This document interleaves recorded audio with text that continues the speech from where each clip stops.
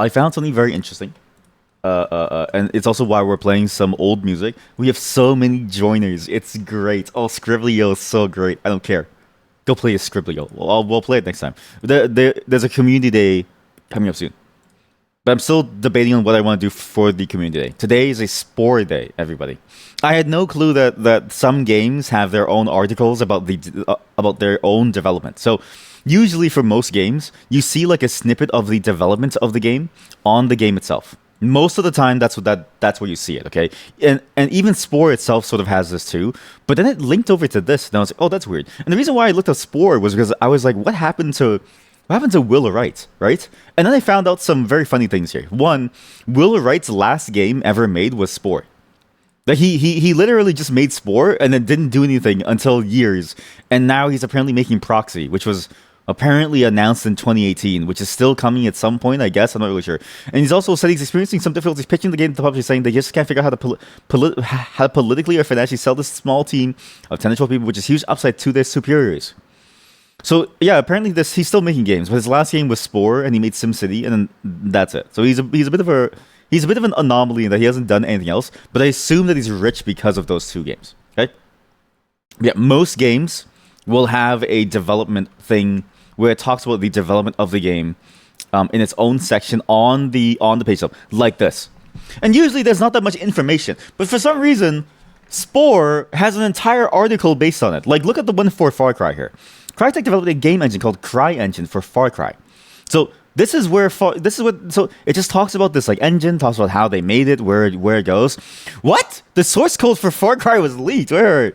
Far Cry source code leak. Nice drawing. Yeah, great job. Holy shit, chat. It's actually been leaked. Wow. I also, by the way, so the leak, it's actually kind of funny because the person who leaked it on GitHub also wrote for non-commercial purposes only, and then they put the word leaked. And I'm like, that doesn't really absolve you. That doesn't really absolve you from the illegality of what you've done. So yeah. So most games are sort of said, most games development is sort of told within its own section on the game. Spores, however, has its own page for everything. And that's actually linked to a bunch of things, which is what we're doing today. And these things are actually very, very weird. For instance, one, the website's still up. And chat, people are still making creatures. Look at this. Someone made a crane. Look at this shit. The website actually still looks the way that it does years ago. And for context, I got this game when it first released years ago. It was so fun for me, but I also knew that it was a disappointment. Can I make my old avatar in Spore? Oh, now you care about the stream, and now you don't care about Scribbler. I'm going to ignore you for the rest of the day. Look at this. And I don't need to. Somebody's already made something even better. Like a ship in a bottle. Look at this. This is some true... And look, there's comments. Look, chat. People are still commenting on a daily basis. People still do it. There's like Facebook links. Like this is the oldest thing ever, and you can rate these things. And again, because I'm pretty sure that the server is still up. I think if you download Spore today, I'm almost certain that you can actually see these creatures in your game.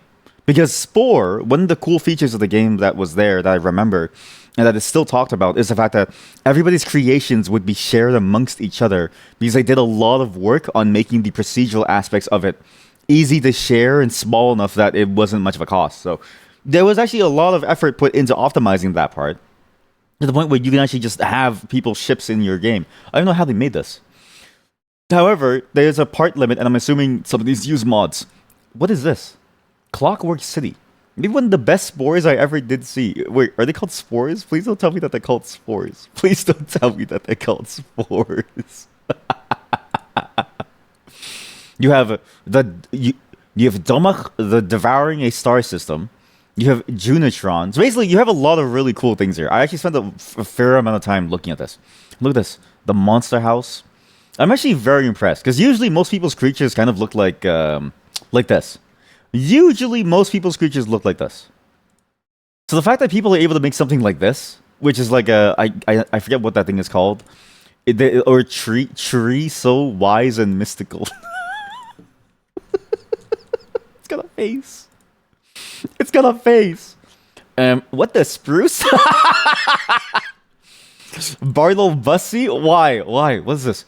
Oh, my balls are shaking. The man. Wait, sorry. What are these profiles? The man creator. The man creator said, "Oh, my balls are shaking." The man recruit the wanderer, highest ranked captain. I did not know that it even gives you things like this. I didn't know that it gives you different scores and stuff too. But yeah, this whole website still exists, and you can still check things out. People still make things for it. Um, and the comment system. Honestly, some of these comments are insane. Oh, my balls are shaking, Bartle Bussy. Holy moly, holy cow, sweet Deku tree. This is awesome. Congrats on the feature.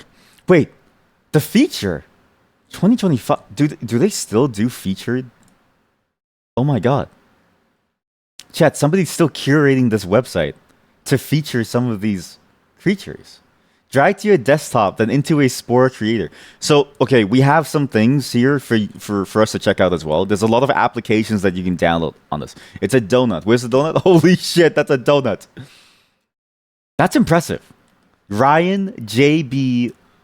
I like how the scale of their creatures, like you have basic creatures like this, like dinosaurs and stuff, and then you have donuts. Somehow they made a donut. That's actually very impressive. Anomalocaris. It's invisible in the test drive and swims beautifully. Banana. Holy shit, the banana is really good. Okay, where's like the... Is there anything else here? What's in the featured, actually? So this is that shrimple. So long, shrimp. Rolls that... What? Oh my god, it's like the hand from Super Smash Bros. This is so sick. I love creations that max out what's possible in Spore. I hope you win a spot. The Pale Wraith. Excuse me, did Saluverall hack your account? What? What do you mean? What? There's a werewolf? Chat, there's like a bunch of things. There's actually some really interesting things here. Wrong chat? It's okay, chat. I'm ignoring all of you, actually. I'm ignoring all of you because you've run the joke too far. You've run the joke too far and you're flooding the chat with a different thing. And so I'm going to ignore you because I'm busy over here. Excellent drawing of your printer.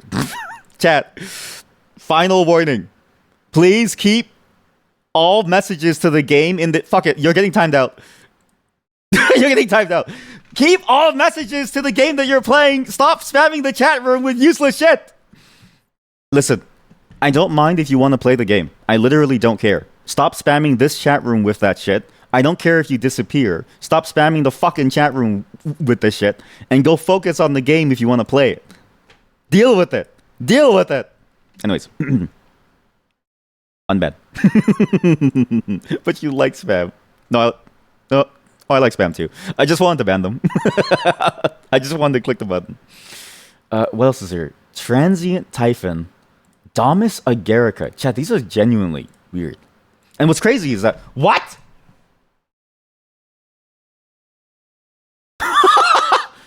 What? It's a painting. Freedom from Want. Honestly, one of my favorite non-creature creations in a long time. Superb rendition. Simplified in all the right ways. This is genuinely strange. Harvest 2024 winner. EA Rogue Lyshal. So I'm assuming... I wonder if we can see what they do. But you love spam, especially with egg. I really love spam. If you can do like a fried spam with egg, it'd be really good actually. But the problem with this fried spam with egg is that it gets too greasy. Like you need something to like absorb the grease, and it's either bread or rice. Harvest 2024. Sorry, what is the Spore Harvest 2024? Sorry, there's actually more to this. We actually have to move on from this because there's actually a whole different section of this that we have to do. Okay, so it's a Discord. So there's a live Discord. EA is still on the live Discord. And they're still talking about the game. Like what? Why'd they stop? Why'd they stop making Spore? So for context, this is... I think Wikipedia probably has the whole list. Like Spore, I don't know what happened, but the whole game died. Where's the franchise thing? Other media. Here we go. Proposed sequel. Other media. No, this is just for games, spin-offs, expansions. Here we go. So basically, this game died. There was never a Spore 2. I don't know what happened. Clearly, for some reason, they couldn't sell it, even though clearly it sold very well and people loved it. Even though it wasn't exactly what people wanted from the original version, which I have a copy of, ish, kind of. So instead, what ended up happening is they just kind of stopped making games for it, and they just made a bunch of spin-offs. And I remember some of these spin-offs. Like, there was even a Diablo-like version of it called Darkspawn, and I really didn't understand what they were doing here. But clearly they care about it because they kept the website up. They're still interacting with the game, and they still are using the game to sort of like, and the community to sort of like keep you within the EA ecosystem in a way. Or maybe it's like a developer doing it in spite of that, and I'll sort of have information as to why I think that's the case because of things that I read from that same Wikipedia article. Okay, so the Wikipedia article, this is all a summary of it. But basically, I'm surprised that they haven't made anything new with this game because I feel like there could be so much more with the level of interest. What is this? Disconnected love. What? Good. Sorry. The first Italian adventure featured. What do you mean? What? Adventure? What? How do you guys do advanced environments? Yeah, I'm from Spain. What's an Italian adventure? But yeah. Spore was good up until the village part and the child part. Yes. And it's weird because so basically this website's still up, right? This website is still up. There's there's all kinds of official material on the game. You can still buy the game. I actually don't recommend you to buy the game on Steam, and I'll explain why in just a moment. There's the expansion that's still there. You can actually get the Creature Creator demo by itself separately as well. You can also buy the parts to add more things. People still play the game, and there's even really cool things like I think it's over here. Oh no, maybe it's over here. Like various videos, various tools, and even prototypes of Spore. So I have a bunch of prototypes of this game as well, which I need to find. Here we go. So you can actually download a lot about this game that actually shows you what the game sort of was building up into. And one of the things that I learned from the Wikipedia that happened this year, and I had no clue it happened this year, or maybe I did, but maybe I posted and I forgot, is the prototype of the game leaked at some point. The prototype of the game leaked, and this is the version between the original presentation, or like that final presentation that Will Wright gave, which is sort of like this really famous one over here. Spore is released to the DS? Why? Why? Wait, why? This one. Is it this one? I'm pretty sure it's this one. Because it was at GDC when... Okay, so basically he presented a version of this game that was so early on that had a very different look and feel, right? This version of the game, and this is the dog shit video because it's from 2005. I don't even think YouTube was even alive. Actually, no, maybe it was alive then. But the game didn't have its sort of like cute, fuzzy, cuddly look yet, and it didn't have, you know, all the same gameplay elements. Even the gameplay elements were slightly different too. Like it had a water stage. In the real game, you just go from the cell stage up into land, and you kind of skip most of the game. Or maybe you do this part, but this part was very small. I can't remember. But there's a lot of things that they showed that like basically didn't really go anywhere, and then the whole game basically changed once it did release. At some point between that and the release that we got was this prototype that somehow leaked from somewhere. No one knows where. It was, and this was leaked back in January. So this is a post that was linked from the Wikipedia, and they talk about what people have been finding in it, all these different things that are there, differences in the gameplay mechanics and the stages, and even like bits and pieces of the game sort of like being fundamentally different. Even like the look and feel of it was closer to that original prototype. And from what I've read, because even on that Wikipedia, it has links to different interviews.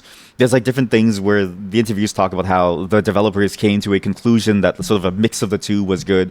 But clearly, they sort of like moved away from that old look and that old style of game, and they were still trying to figure things out even up until the very end of the game's development to try to figure out what was going on. I actually have this downloaded along with all of these prototypes. I have no clue if any of these are going to run, but some of these are genuinely strange. There's even a mobile Spore. Wait, what? Okay, wait, Spore DS. Spore Creatures was a 2000 science fiction game. Spore Mobile. What is Spore Mobile? Sorry, okay, this is the wrong... Chat, this is a rip-off game.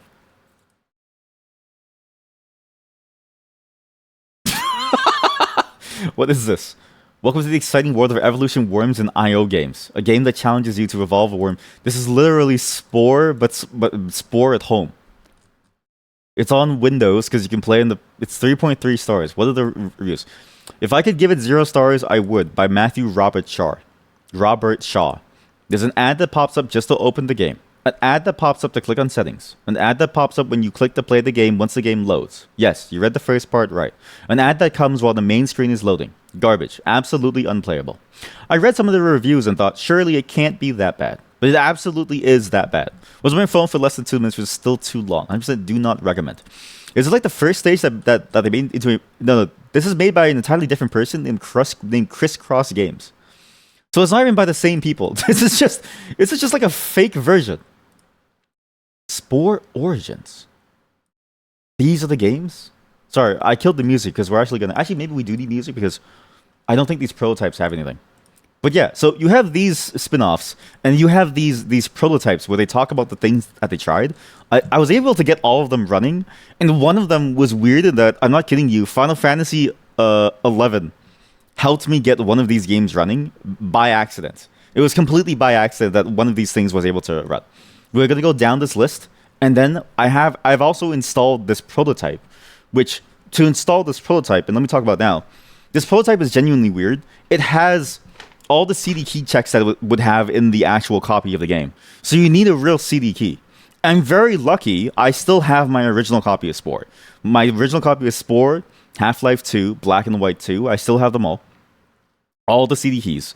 My Spore CD key worked for this build. So presumably it's using whatever CD key system is also there for the same final build.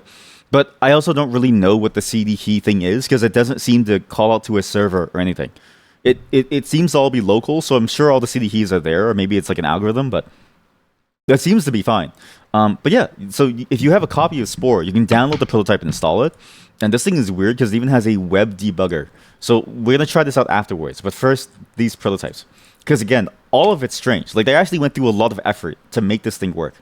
And if I'm good at this, and I don't know if I really am, because I need to... Sorry, I forgot to move everything into a different folder. Okay, you know what? You don't get a desktop view. Sorry, you only get this view. You don't get a desktop view. But they made a bunch of prototypes to explore the gameplay mechanics. And I was actually reading one of the linked interviews of talking about sort of how the game was made. And Will Wright actually talked about the idea of they got people from the demo scene to actually make the game, which I think was interesting. Like they because what they saw was from that community was a lot of the same things that they wanted to have for this game. The idea of like working within a context that where you have very little resources to work with, where you know so much of the game has to be generated on the fly, and they use a lot of the learnings from that side of the industry. It wasn't really even an industry at the time. If you think of like what the demo scene was back then, it's just people in like their homes. Like here, look, like here, this. Like it's like this is what the scene was. It was just people in Finland people used to bring their CRTs and their and used to lug their full desktops to a hall to write demos in like assembly or something. Like everybody here is writing assembly. One person has a VCR. What the fuck? Holy shit, they have a VCR in a lava lamp. What the fuck? This guy has a TV.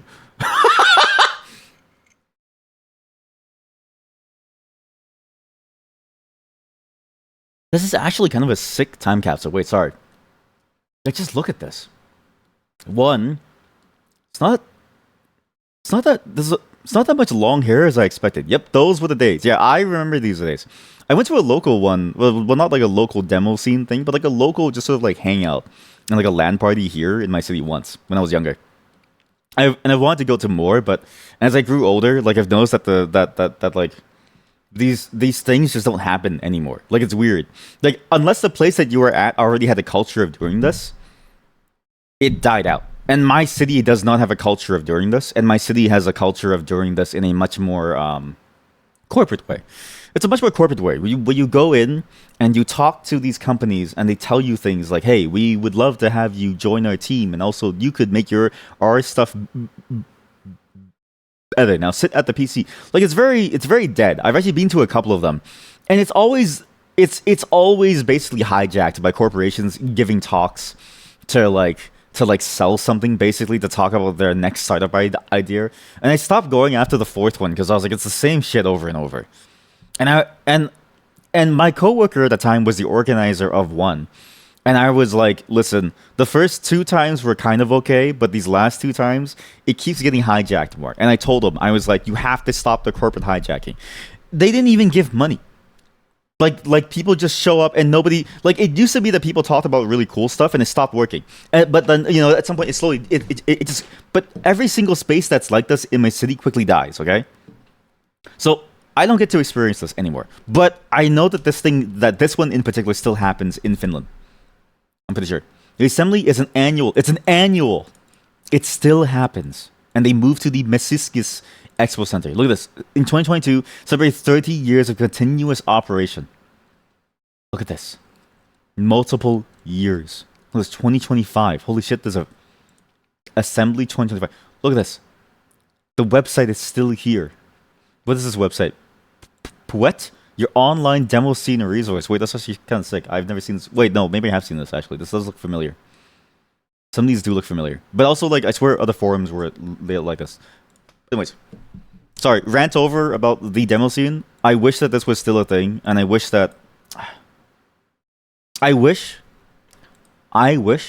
that there was still a way for in my city to run these things in a way where it wouldn't be hijacked by corporate interest every single time. Because every single time it happens, it I don't even know how to explain it. It's not even that it like stays topical, because staying topical is like a non-problem. Because the whole point of these things is to explore what's out there. It's the fact that it goes into topics that are so unrelated and so useless, so as to be like distracting, and then also, I guess, like, what's the word? Distracting and also destructive of sort of like the essence of what it is. Because like once you start to go to these things because you think you can sell your product, then you're not really going to these things to present something cool, and you're not really going to these things to you know, to hang out with like-minded people, to explore some really cool technology. You're just going to do what? To basically you're going to perform self-fellatio. I actually really genuinely hate people who perform self-fellatio, like Nagi. No, I'm just kidding. But yeah, like, the self-fellatio of corporations when they step into spaces, and startups when they step into these spaces, and then to hijack the topics to talk about their shitty products, I always think to myself, what the fuck is the point? Like, we're here to talk about cool technology and the weird things that we can do with it. You know what I mean? Like, somebody showed off a really cool thing in PHP once, which I can't talk about because it'll dox me. But I was like, damn, this is really sick. And then the very next thing was, hey, we made this product and then you can buy it. And I'm like, get the fuck off the stage. I was like, get the fuck off the stage. You're ruining it. Distractions. So yeah. Will Wright saw the potential, and apparently they hired people from here. Okay. These programs, as I start them, are going to be very weird. They start up with this thing that I wonder if I can even show you it. Is it this one? No, wrong one. This thing. Look. Every single program talks about what the thing is, and then what they use, all the copyright stuff. It's just a little, it's a window that pops up, and then it's the actual application itself. So if I do this, and then we can actually go into the main thing. Oh, it actually is the main thing. Oh, perfect. Oh, perfect. Good. This is texture box. What is this? So I just made sure that these ran last night, but I never actually checked them out fully. Hey, Nugs, you gotta respond. You can't let him talk to you like that. Right, you can't talk. He's unbanned. He's unbanned. How should I orient this? Maybe I'll bring this over here. Sorry, wait. Texture box prototype demonstrates the application of a simple program style tools, of simple paint program style tools to automate what? Sorry, this is an insane piece of text because it feels like it doesn't make any sense. Which means that this was written by a real person. Sorry, wait. I need to add another source. I'll do window capture. Prototypes. Give me a second. Window title must match. I think it should be fine on automatic, but let's see. I'll do this as this. There we go, perfect. And then I'll do this as this, and then I'm pretty sure if I just do this, okay, good. The texture box prototype demonstrates the application of simple paint program style tools to dynamic cellular automata systems like biome and cell culture. Brushes apply color to a dynamic canvas. Why can't I read? Which then propagates those colors using cellular automatic base rules. So like the game of life. Sorry, what is this? Oh shit! Wait, that's kind of sick. It's actually kind of sick. Wait, but I've lost my blue. Oh shit. So yeah, all of these prototypes was they apparently made all of these to sort of see what they could do with the game. Like all of these apparently some led to some mechanic within the game proper. I don't really know how necessarily, but honestly, some of these are kind of weird. Yeah, it's like watercolor type shit. And this is the thing that I got from this, even when I was trying it out separately, was if they just released some of these on their own and they just built kind of like a weird product around them, they probably could have made money from even like a portion of these. Because like even this, like a $1 to $2 watercolor painting sort of like pixel art tool thing for fun on Steam would actually make a lot of money in this day and age, right? Next you have Tide Pool. Tide Pool set the stage for the later, more recognizably Spore, and we're just going down the list. I think the timeline of these is not ordered, so it's like we might see things jump between different timelines. And also some of these get very weirdly complicated too. More recognizably Spore-like prototypes, Spug and Gonzaga GL. Tide Pool combines a forest fire simulator from Biome, which is another demo. Prototype with a terrain and water simulation from Waterboard. Oh, there is Waterboard. Okay. And the flocking system from Crowd in a firefighting minigame. Oh, what? Let's see. Is this the one? No, okay. But yes, I have this. Yes, a Spore Prototype. This is well, it's Tide Pool, but it says Biome. Okay, I don't even know how to play this. What is this shit? I don't know if this is gonna work. Sample app control panel. No, this is the control panel. Load key file. Watercolor type shit, gang. What is this? Flight parameters. Sorry, on my screen, I see a panel, which is this panel, and then I see this. Whatever. This is a firefighting game? How do you... 34 critters. Are they gonna die? You can run. Okay, this is a very weird game. But there's apparently fires. So these are critters. Huh? There's 36 critters. What am I supposed to do? Where's the fire? I thought there was supposed to be a fire. I thought there was supposed to be a fire. What's the minigame? Yeah, see, what's funny is that I have nobody to ask about what these things are. I just sort of have to hope that these things work the way that I think that they work, because as far as I know, I couldn't find anybody else who had ever even tried these things. But I know that people have checked these things out. I just don't really know anybody that I can talk to that can tell me what the fuck I'm supposed to be expecting here. And I wonder if there's somebody from the EA team who's been, hey, I worked on this game. I made this prototype. Actually, there's no fire. We didn't get that in time for the prototype launch. Because there's no fire, but I can make water. Oh, there's fire! Let's put the fire out. Oh shit, you can put the fire out. Oh shit, that's the whole map. Oh, you can just keep on zooming. Alright, well, that's a very weird prototype. I actually wonder what game this is based off of. Games! I mean, they are technically my gang of people. I can't close this, chat. I can't close this. Oh, fuck. Give me a second. Oh, shit. There's also Gonzaga GL. So this is an OpenGL-based prototype of the Spore Creature game. So most of these actually do relate to different stages, but some of them are also weird too, like City Maze and stuff. And also Net City. Similar to Spug, it places the player in an environment with predators, prey, shelter, and vegetation. Gonzaga advances the Spug model, I don't know why they call it this, to include higher quality terrain and a greater emphasis on gameplay. And this was the final gameplay prototype developed for Spore. So this is apparently the closest thing that we had to Spore. Sorry, what did the game say when it started? What? Food drain. Why does it say that? Oh yeah, this is weird. It's got like a million control panels. Yeah, this is the game. So this is our creature. That's our Spore creature, and there's apparently other creatures that we can go around. Can I eat this creature? I can groom this creature. That's weird. I didn't know this game would have noise. So this is the closest to Spore that Spore could be. It's gonna kill me! It's gonna eat me! Oh! Help! Help! Chat, what are these sound effects? What? Oh my god, it died. How do I kill it? Chat, it died. Roar.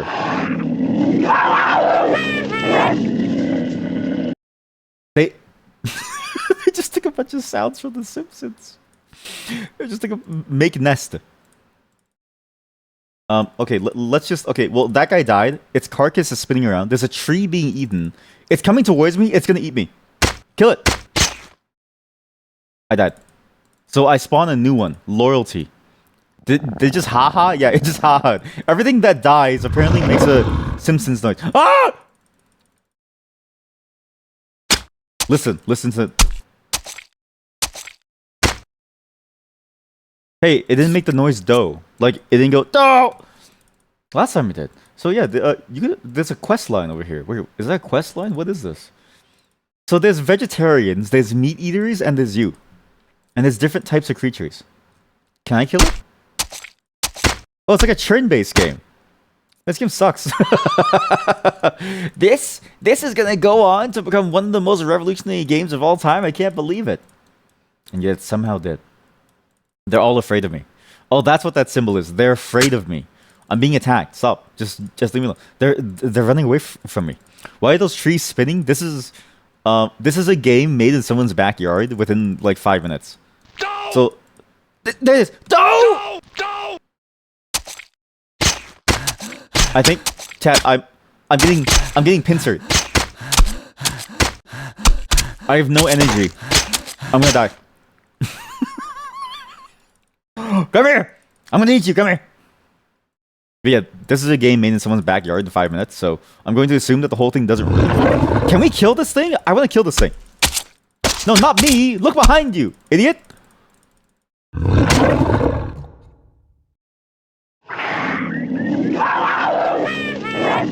Amazing. Absolutely amazing. This is the brain level. You can increase your brain level at some point. What's funny is that, like, from this prototype, I actually don't know how they decided to make Spore from this. Not to say that, like, Spore... Not to say that this is a bad game, but, like, I can't imagine how this would have been fun. And then how this could have... And like, how I could have transformed this into Spore. And yet they somehow actually did, and they actually made Spore a really fun game compared to whatever this is. So somehow they explored the concept enough to know that this could work. But there is like a certain sense of something's missing from it. That is very odd. Let me groom you. What happens if I groom you? Can I make you loyal to me? Come. This is love. This is actual sex. We're gonna have sex. Trigonometry gone wild. You can say that about anything. GPS is trigonometry gone wild. So, and also they just took these. I have one social point. Okay. Let me groom you. Sorry, not like that. Sorry. Wait. Don't. Wait. Not like that. Sorry, not like that. Oh, it follows me now. I have a friend. All right, now that we groomed you, let's go kill this child. Kill this child. It was just born from its nest. Kill it. We can eat them. Come, let's eat them. I'm drowning. Help! I'm drowning! Oh god, I'm drowning! This game sucks. How are you supposed to cheer? I'm stuck. Oh no, wait, okay, so there's a bunch of control panels here that I can use. So there's like a bunch of windows around the game that I can open up and use. I can save game, I can load game. There's sniff test, wireframe, I can turn off lighting. I can edit creatures. What? Creature game edit mode. Okay, that's not what I was expecting. Edit nests? Species 1, 2, 3, 4. There's a lot of species, actually. I've never seen this one. So there's species number 7, 9, 8. I actually can't click on 8. There we go. 6. It goes from 1 to 9. There's a bunch of species. If I place them all in the same place, what happens? Reload formulas. Reset avatar motives. Devolve avatar. Okay, so now we play. What happens? Oh my god, it's a disaster!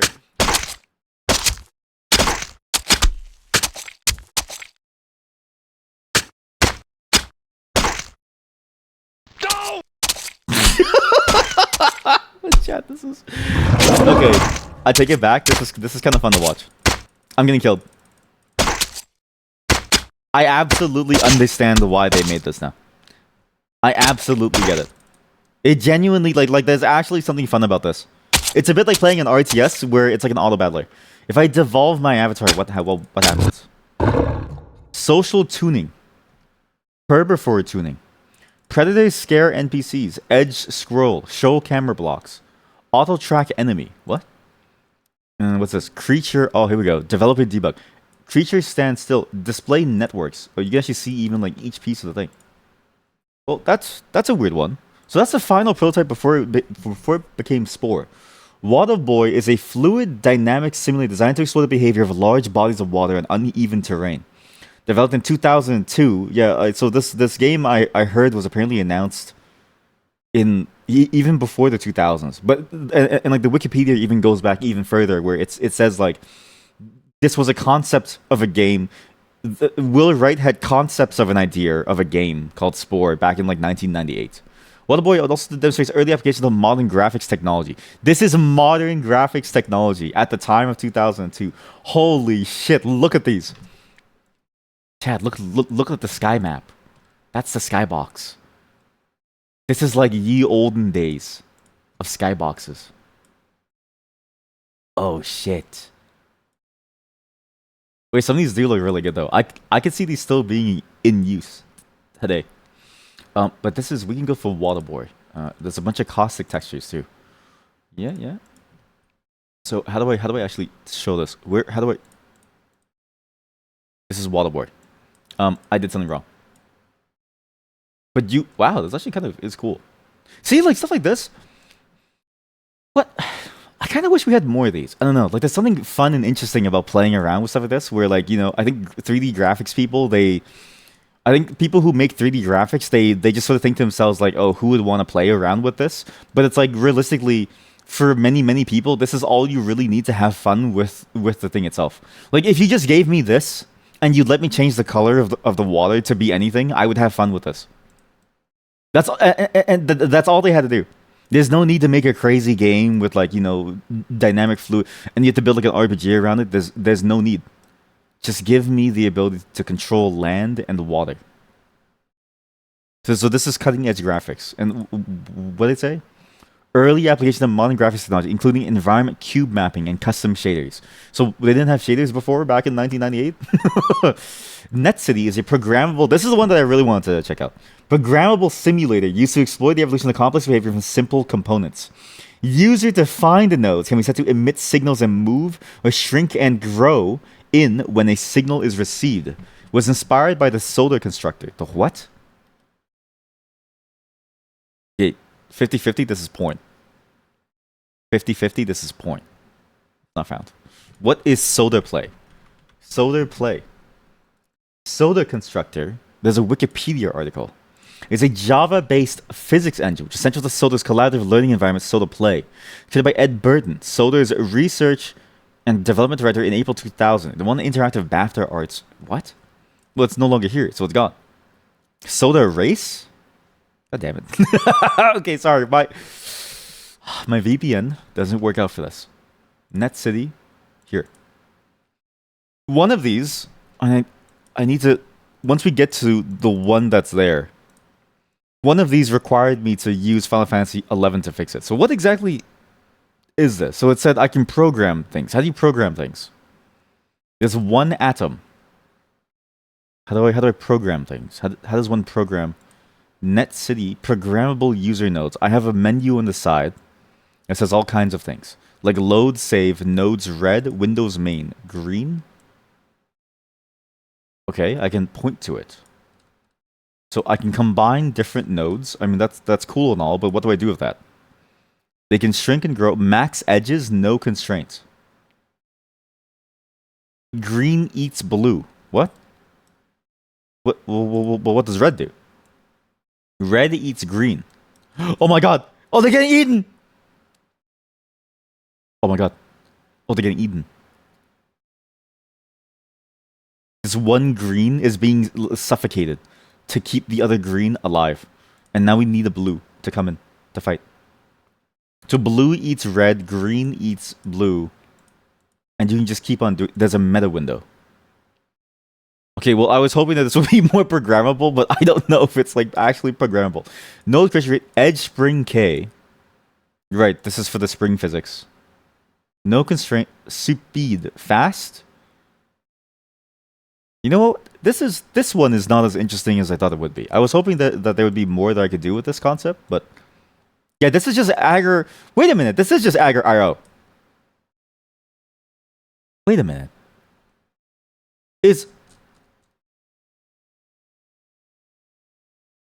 is everything is everything just a part of something else old? And realistically, is it that no idea is truly new and all ideas are really just the same as it was before? Everything is just being built from something else. They're moving really quickly. I've lost track of them. They've now spread apart. Please connect and eat. Well, now it makes you wonder, did the Agar IO person play this and then said this would be a fun game? Because I can't imagine this being very fun.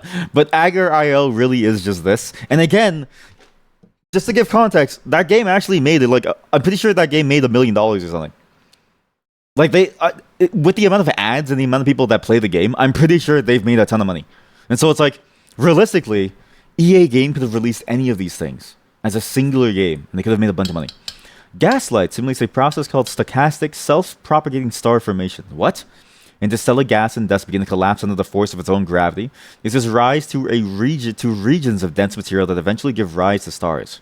When the stars ignite, they heat up the surrounding material, which moves away from the stars, creating more regions of increased density, which gives rise to more stars, and so on and so forth. So this will probably crash my PC.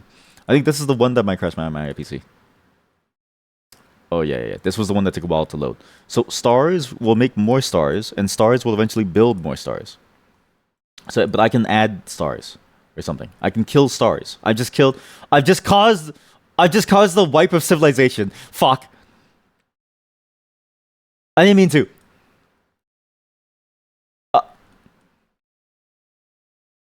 I didn't mean to.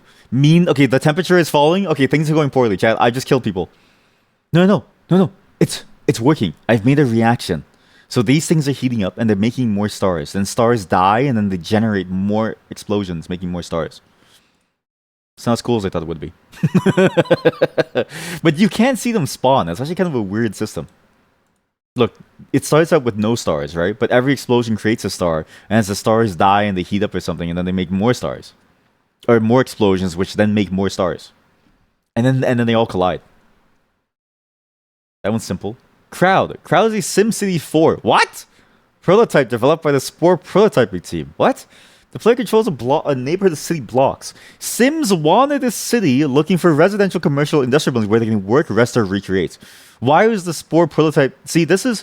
Maybe the reason why Spore failed is because EA took the Spore team onto SimCity, which was their moneymaker, because they thought that Spore would have never made money, even though Spore did make a lot of money. And not that SimCity hasn't made more, but SimCity 1 was the best one. The player made zone, unzoned gray blocks to attract sims of a given type. Zone buildings also emit traffic vehicles, which can be controlled with traffic lights. So this is actually The Sims. And I'm pretty sure it's called Crowd 2. Yes, it is. Crowd.exe. Here we go. So this is... Okay, I also have a citizens thing. I can render traffic. That's weird. Actually, that does look really cool. So you can render their traffic as in where they were walking, or you can render just the people themselves. There's a magnet tool. I can suck people into a corner. This is SimCity. This is SimCity, everyone. When somebody says that these games are hard and complex and you require like a really strong mind to be able to play them, to like build a city, the reality of it is that people are just little ants. I see all of you as just ants. You live and you die. Uh-oh, I've done something. Hello? Is the stream dying? I can't move anything. Oh no! Is everything okay? Everything good? Holy shit, that thing killed everything. My Firefox is dead. Oh fuck, that fucked me. You see, okay, well, the problem... Holy fuck. Okay, we're okay. So yeah, so this is the risk of doing this. We'll try it again, but I won't press that button again. Don't press citizen particles. That's the button that will kill you. Actually, is OBS working? Chat, I don't know if OBS is working. Is it working? Oh shit. You say that you can hear me, and you say that you see things. But do you see this? Do you see the game on screen now? Or do you see nothing? Because if you see nothing, then it means that my preview is dead. And I need to restart OBS for this segment. Or you see you see them moving. You see them moving. Okay, so I can't see them. Alright. It killed my OBS's preview. I think it reset my graphics driver or something. Squares or particles? I'm pretty sure it fucked me. Okay, let's just go for a residential. Let's build some residential zones. So they want to live in different places, right? Let's do commercial zones, right? I like to do mixed zoning. So we do some commercial on the outskirts of like residential zones, right? That way you can have homes, but then these suburbs can also bring money. And then industrial, we have to bring people away from the centers, but also kind of close. It's like away, but also kind of close. We have too much density. So now we're going to build suburbs around, and then we're going to build some more commercials all around too. They also emit cars, which I think is interesting. So car speed, let's go for this. Citizen speed, traffic light speed. Those are cars. So these are the cars that will move people around. This is just SimCity. Well, this is going to be hard for me to do these next ones. Spug is a tunable gameplay prototype for the creature level of Spore. The player controls an avatar creature in a simple planetary terrain where they may hunt, prey, evade predators, eat, rest, and level up their stats. Level up the stats. No limitations placed on level up or cheating stats. This tool was intended to give designers the opportunity to explore different economies for the creature game. So limitations on power-ups and level ups are self-imposed. And hopefully this loads. Remind me to restart all of my OBS after. Okay. I really hope you see the game.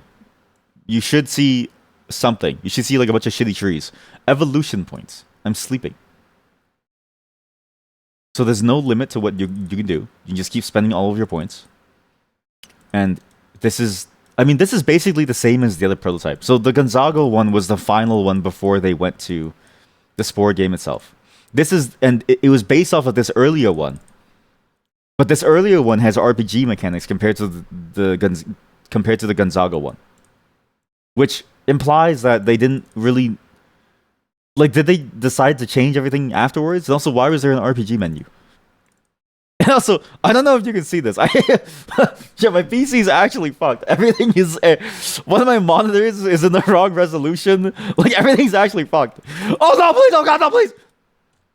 I'm dying! Oh my God, I'm getting swarmed. I'm getting swarmed. Kill me. Fight me. Save me, please. I don't think I'm going to make it.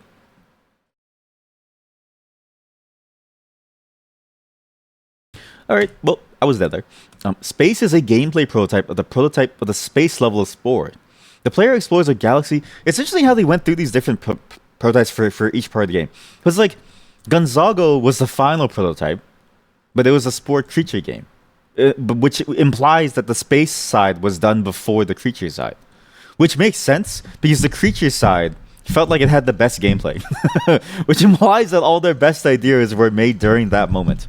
And every other part of the game, as you said, Chad, it was awful. I really hated the tribal section. It was just okay at best. I really hated the space section. It was so boring to go around space. So I want to see how this feels like. Sister colonies provide the player with resources and incomes which they can invest in technological research. This sounds a lot better than the actual game itself. What? Wait, sorry, it's loading a bunch of music.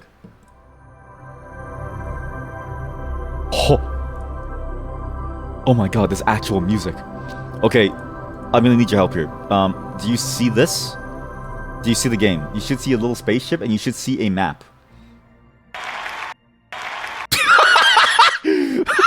Alien! POV, the alien lands on Earth. Alien! You see a stripe? Fuck! Okay, this is bad. Okay, this is bad. I can't see.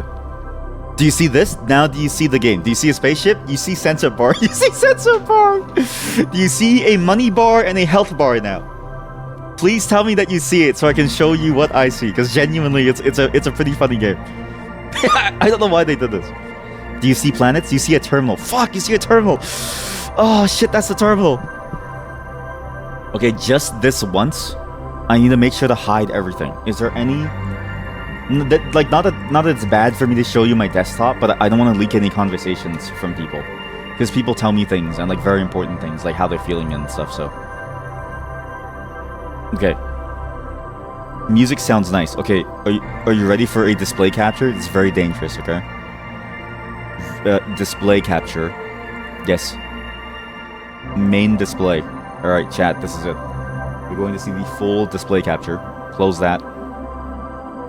The names in here are fine. This is fine. It's fine. Alright. Please tell me if you see the display. Now do you see the game? Again, I can't see anything. One of my monitors is in the wrong size. Leaked! Leaked! I leaked! It's over, leaked! You see dots? Perfect. Now look what happens, okay? Look. This is the home... This is Earth. You can zoom in and see different stats of the planets. Look what happens when you zoom in to the people. Look at how happy they are to see an alien. Alien! Woo! It's actually a great concept. It's a really good concept. They should have kept this in the final game, honestly. To have the final portion of the game be you just... Because this is what humanity would do. Humanity would see an alien land on Earth and then go, aliens, let's go! Woo! I can go down. I can like say hello to them. Hello. Maybe they did. Maybe they did. Maybe they did. Cargo. Give gift? You want a gift? Here. I will give you a gift. Woo! Yeah! I gave you a gift of a ball. Maybe if I fly over a city, people start doing this. I mean, they do though, because it's like if you've ever seen like an air show, right? People love to see the planes go over the city, and everyone claps. It's always a fun time.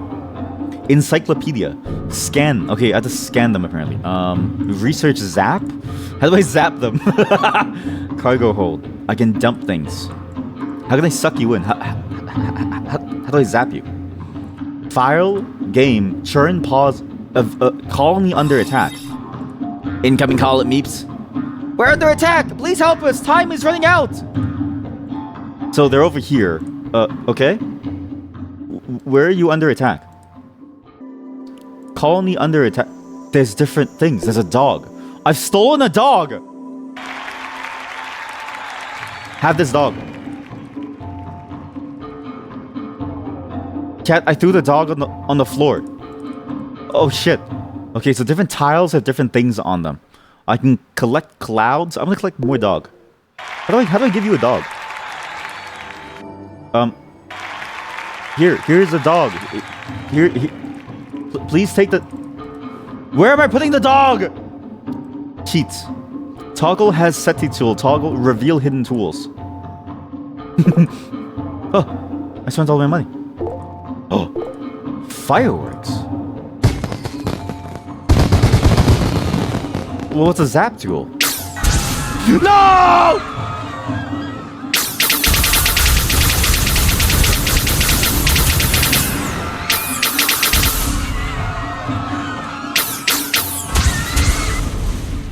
They're dead. The Meeps colony is now 0.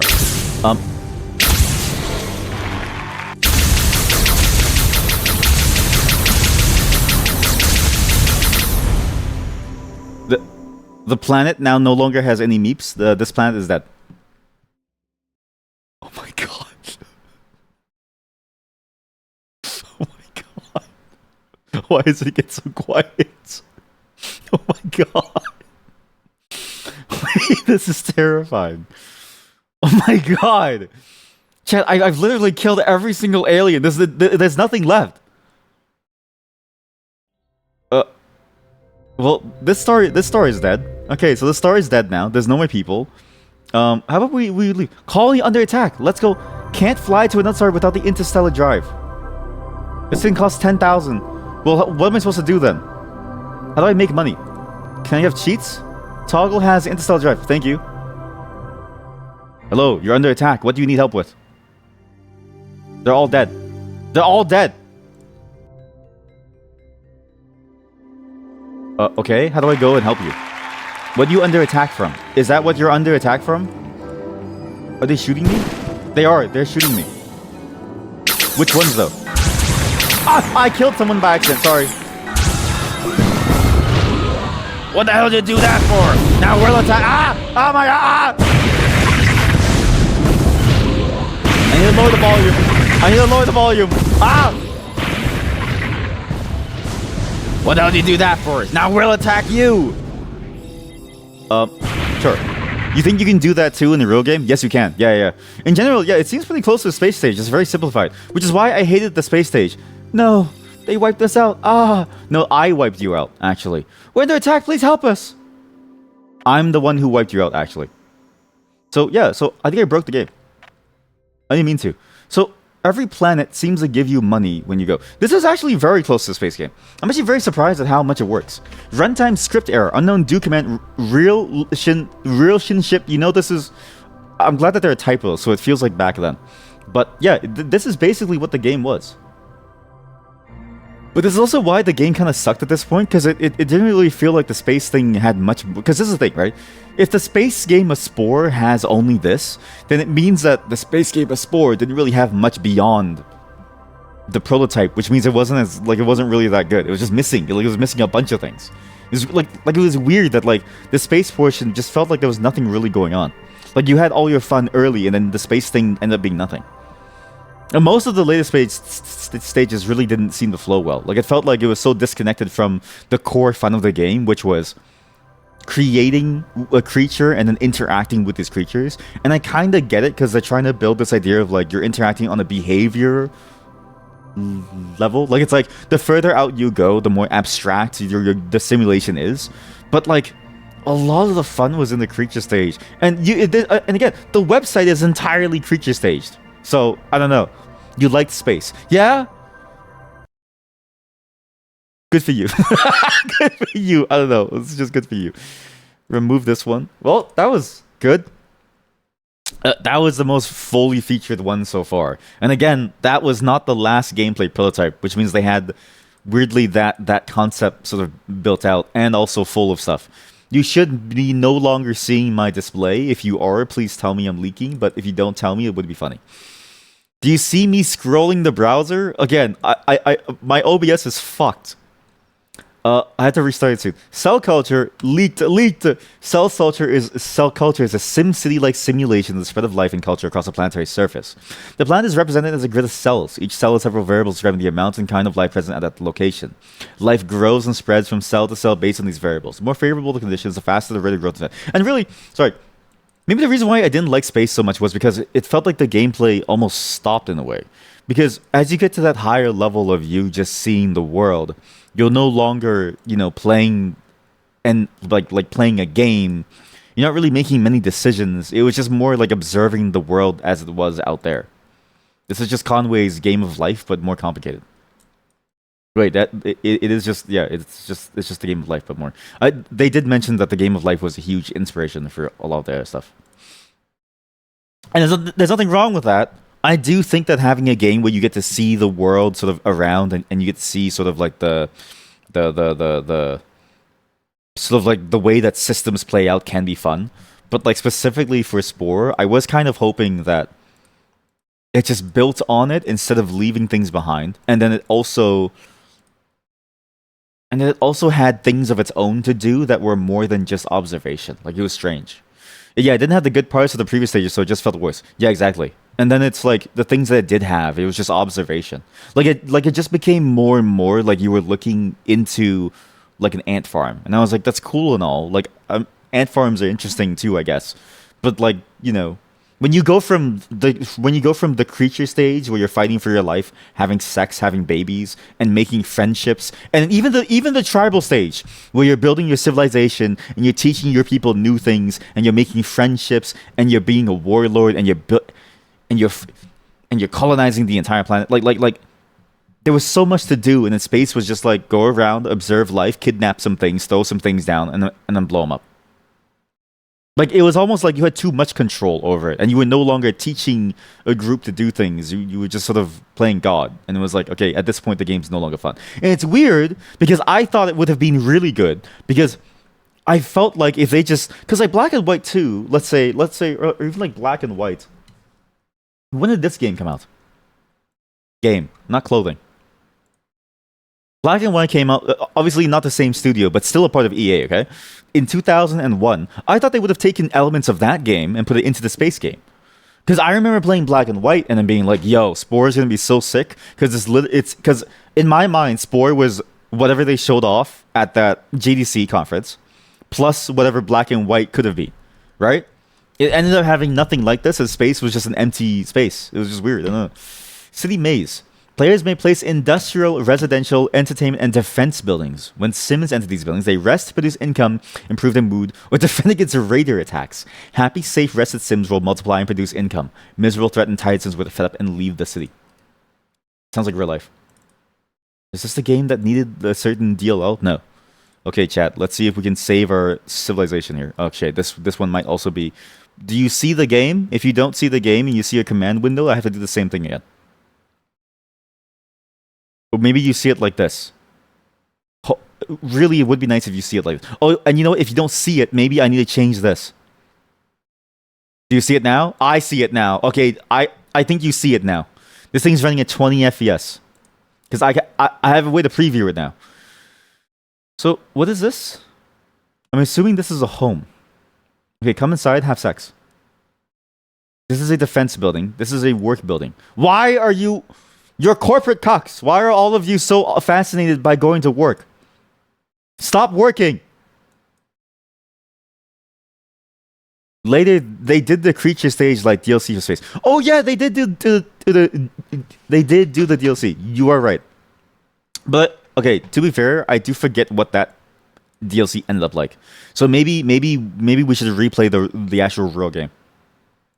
Because I think I got the DLC for the creature stage like way later in my life. And then I can't remember what happened to my copy of it. But it was like a third-party copy. Okay, we're dying. But we could do a full playthrough of Spore then. Nothing's really working, and I don't really know why. I'm losing people. Chat, the aliens are killing me. The aliens are killing me. Wait, no, they're not. They're going home. They're happy. They're having sex. That's what it is. What is this like attractor? Oh, this is like your cursor. I'm assuming this is like your cursor to control them. Okay, that's cool. Do these trees give anything? Do these things let you eat? Why are they so happy to work? They just keep working. Stop working. Yeah, what? Because like, I vaguely remember, but I don't remember. Like, were you in control of your own creature stage? Or was it only because, or like, were you in control of like other creature stages? Because I vaguely remember gameplay of like you could do a lot of like I don't know DNA stuff with like other creatures or something. Or maybe I'm thinking of a different game. But it wasn't really for you, or maybe you kidnapped them to like bring them home to do stuff. I can't recall. All I remember is at the end of the game was just like you end the game and it's like okay, it's done. But again, all misinformation. We just need to figure out what the game was. Creature stage, you just controlled one. Yeah. And then like the space creature DLC thing. Actually, we can read about it on the website. But you had a tribe. What? Oh, so it's like creature stage, but you also have a tribe. Last time I heard about Spore was when you saw some YouTubers speed run it. To be fair, it's from 2008, so it's like. I assume not too many people sort of knew, like, cause like, what's like the fun of an old game now when you have so many new games Fortnite.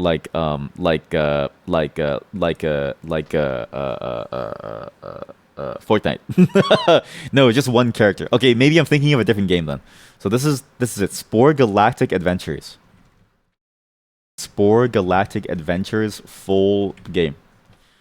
I just want to see like full thank you, the bald man. The bald man.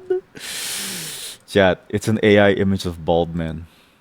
It's an AI image of a bald person. Holy shit! I actually really loved the Thief remake, even though I really love the old games more. We're okay. What is this?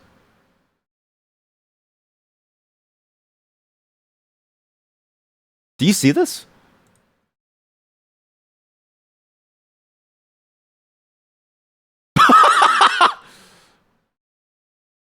Okay, but that's actually pretty. That's pretty good. What's this too?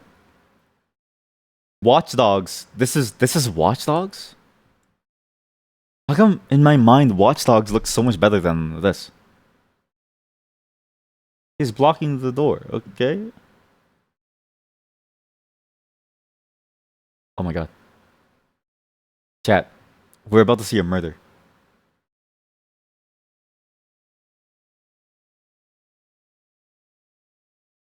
What is that the game? Like people just go around and like no one reacts to you killing somebody? Anyway, this is the galactic. This is not the galactic conquest. This is just a full game. Wait, no, I need galactic adventures. I play God with Cobra Kai. What? What the fuck is Cobra? Call me Xiao Dun. What the fuck is a Xiao Dun? General and politician, a Chinese military general. Xiao Dun. Courtesy name Yuan Rang was a Chinese military general politician serving under the warlord Cao Cao. I did say full game. Yeah, but like Galactic Adventures. I'm trying to get Galactic Adventures. How do I see the gameplay? Because I don't. Okay, I definitely don't remember this. Okay, please don't talk. Please don't talk to me. Sari, the pixel biologist. Who, who are you? Sari, can you be the one to save me? Wait, okay, also, I have had this thought. I have had this thought that Spore was in the right intersection of genres, that it felt like a cozy game while having you murder people. Like, it was actually kind of a weird intersection of it's a cozy game, but it's also not a cozy game. So it actually makes sense that like this person is the one playing it. Give me the end! Sorry, I will subscribe to you because I showed your video, and so thank you. The bald man, you can find him yourself. Is it literally no way to see? Okay, call me Xiao Dun.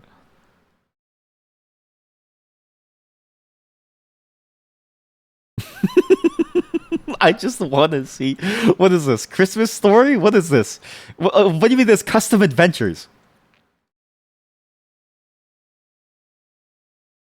What?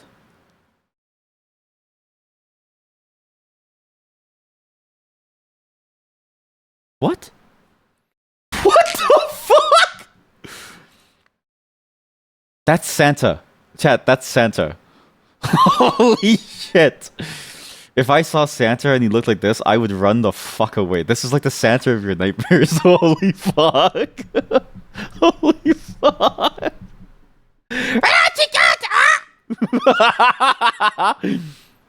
Okay. No. I do remember this gameplay. I did like this gameplay a lot. And I do remember that in many ways, I think this was the inspiration for why Darkspore became a thing. But maybe that was like a hearsay thing. But I remember somebody telling me that like that was the reason why. But I haven't done research since then because I was a stupid child. But I do remember this. Yeah. So I liked this mode if only because it was a weird fun mode where you controlled like your character to go around and you could do things. However, I hated it because again, you lost the ability to control like it was weird. Like I was hoping in many ways for the evolution aspect, but for the entire like RTS portion. And then they sort of honed in on the single player gameplay again to be a space captain. But then it's like, what's the point of doing that when you've introduced these RTS things and then you throw them away? Because it's like, imagine an RTS where like the upgrades are things that you can do to your character to grow them in various interesting ways, right? To make them be like different or cool, to make them be like a different sort of like style of thing. Like, that'd be fun.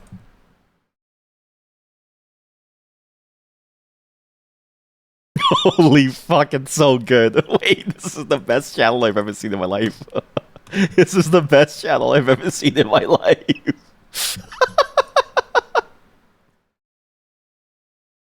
That's impressive. It's actually really good. I'm saying the space stage should have been Endless Space. Yeah, kind of. Yeah, it's like the Endless series, but like with the ability to like use the creature create stuff on your colony of like aliens. Yeah. It's honestly really good. I can't stop looking at it. Spore has new management. What? Chat, I clicked on the clickbait. Back-end access to admin panels on both the official Spore website and in-game MySpore page. New creation features, which was there. New communications, subtle hints, inside knowledge. Hello, welcome to the AI appealing word vomit because YouTube is just that cool. I understand what you mean. Full disclosure, I'm on a secret inside team, and EA recently appointed a dedicated team. 24 hours later, the Discord server passed 3,000 members.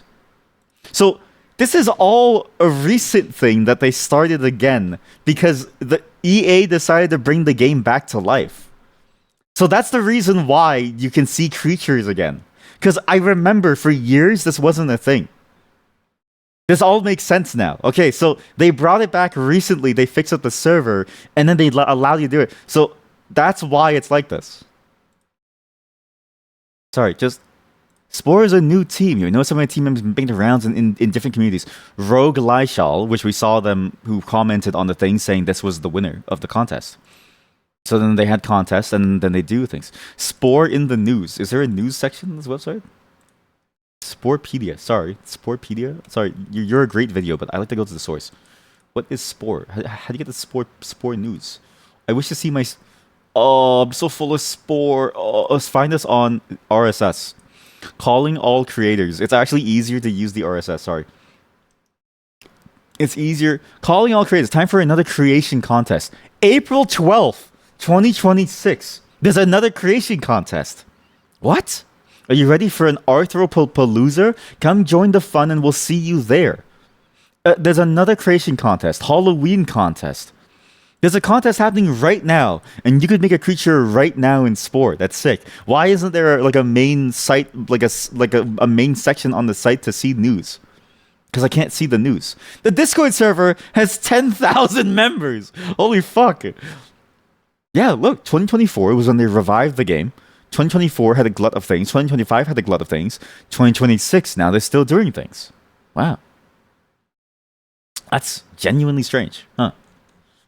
Here I thought this game was dead, and here I am complaining about the fact that, you know, various sections of the game suck. But realistically, the game's still alive. And chat, we aren't even done. Like, there's still more prototypes. And actually, there's only 2 more. And this next one, I'm not kidding you. No, it wasn't this one. Was it this one? Was it Polygon Man? Which one was it? I think we played it by accident, but I didn't say. Sorry, wait, which one was it? This one? This one. Oh, sorry, it was the crowd one. Probably because there are 2 EA dev / managers designs for it. That's true. There's only 2 of them, and you know what? Realistically, they're probably not even devs. Realistically, none of them are devs. And honestly, this website looks so good that I wonder, would they even know how to update it? Because this website actually does look really good for the time, and even still now, it still works very well. Left content, right content, main pod, outer pod. But look. I'm just saying, I wish I could see without having to go to the thing so that I can like see the news, okay? Ah shit, answer Spore, help. Ah shit, help. EA Games, fuck EA. Sorry. I love Spore. I would love to be sponsored by Spore. I love EA. Everybody please praise EA. Jobs at EA. No, fuck EA. Fuck EA. You ruined Sims 4. You sold out. You sold out. You sold out. What's the new owner again? The new owner was it's a company in the Saudi Arabia, right? And then it's like, but then it's like, isn't that and then doesn't that company also have like ties to like actual like using actual slaves or something? So like still it like there's a lot of bad things. And again, I wouldn't buy the game for various reasons, but I'll explain afterwards. But it is a bad situation. But look, okay. The crowd demo, this was the demo. I couldn't run this demo originally because I was missing a DLL. I could only find a copy of this DLL in Final Fantasy XI. I had to go find Final Fantasy XI. In the folder for the Play Online, their online system for Final Fantasy XI. Their really cool online system that I said reminded me of like a PS2 interface. There's a DLL in there that I had to copy over to make this thing work. Okay? So like some of this work. What is bio? What was the holding company? There's so basically the whole gaming industry has this massive holding company that's been going through with money, like, and this is not like conspiracy theories, like it's public news that it gets bought up by this company. But this company has like a lot of shady ties to various things that are happening within a country, and also ties to using actual real slaves. So it's like basically like these companies are now like a bunch of Western gaming companies are now being owned by this corporation and being funded by this corporation that is using slaves somewhere else to do other things to make their money. And it's kind of like that seems kind of like I never thought I would say blood games in the way that blood diamond is a term, but like blood games are a real thing now. So we have blood games, everyone. We have blood games. Load of rules. Sorry, you can't see this yet because I'm trying to figure out what. What? Galaxy? So this next one is actually really weird. Biome is a programmable cellular automata simulator that allows users to develop simple SimCity-like grid simulations. The grid simulations in SimCity were inspired by Conway's Life program, the game of life, which produces amazingly intricate programs from simple rules. Biome uses a language based on chemical stoichiometry, the notation system used to describe chemical reactions. Cells in a biome simulation with stoichiometry, is it the one where it's like you do like the chemical name and then you describe the reaction and then you do the arrow and then it like transforms it into something else? Is that what it is? Cells in the biome simulation change state the same way that chemicals change when exposed to other chemicals. Systems such as this can be used to simulate phenomena such as forest fires, disease epidemics, animal migration patterns, and crystallization. Biome supports both rectangular and spiral cellular automata configurations. The spiral configuration was used to study stochastic self-propagating star formation, the process whereby the ignition of a star promotes the creation of more stars on a galactic scale. And I can actually load in more and more. There's actually like a bunch of these. I can load in different rules. I can load in the galaxy. I can load in eat. Whatever this is. Okay, this may be epilepsy warning, but you're probably already dead. Oh, fuck. My eyes.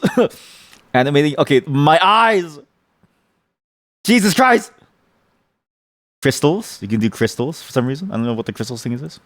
And these rules are in text files. And apparently in these text files, you can define different ways of them working. So, but what does that mean? Because how do you use stoichiometry to do this? And there's actually a bunch of them. There's gliders, so like the game of life gliders where like it propagates, and because it propagates, it like keeps moving in a direction. There's a lot of different things in game of life. Patches, which I guess is like a patchwork thing. Life 1, Life 2. These don't really work, I don't think. I'm assuming these are all using shaders. There's also Dark Sport. Sorry, you're so late to what's going on. I literally talked about Dark Sport like maybe half an hour ago at the beginning of the stream, and another time like just now, like 5 minutes ago. Yes, there is Dark Sport. It's the ARPG. It's honestly pretty good, but also not that good. It's a bit like Diablo if it was Spore, but because of that, it's also not as good as Diablo or Spore. It's weird. Like it's literally like. It feels like a Spore DLC in terms of what it does. And it's weird because like it has some of the same elements where you could like attach parts to different things and like wear equipment and stuff. Kind of like the Captain's mode, but not really. But it was missing a lot of the depth of the genres that it had, and so it really had nothing really to it. It was sort of odd. Can I actually like how do I actually like generate these text files? Sorry, just to.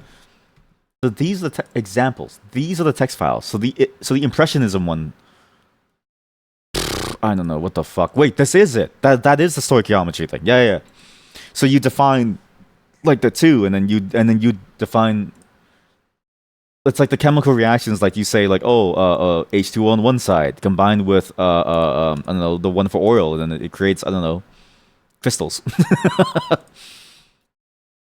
And then finally, Particle Man. Particle Man simulates gravitational attraction between particles in a cloud.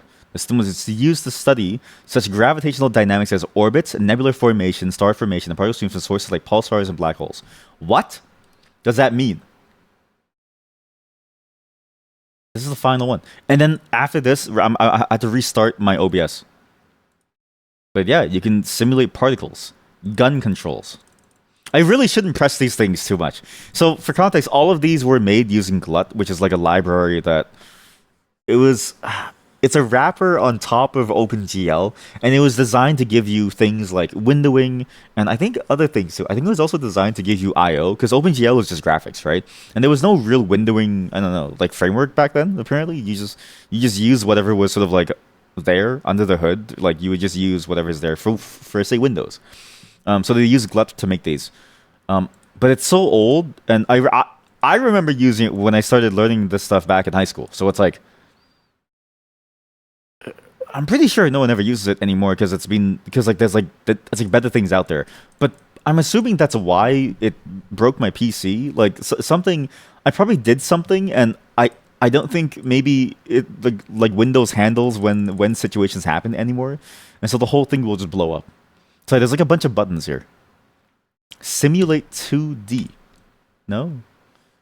Well, I see a star. It's going really fast. Show Octree. Don't do that. Show gravity well distortion. Okay, how do I slow this thing down? It's going crazy. So particle physics. Okay, the planet's going off screen. Okay, the planet died. Oh, it's really broken. I can see it flying around really, like really fast. Oh God. Uh-oh. We'll do. How about I do drag? This is the thing that'll slow it down. So it's using the same things as like a physics thing, almost like a physics system. Drag to make it so that they have some friction, right? But then as they coalesce into one, then they'll make little planets.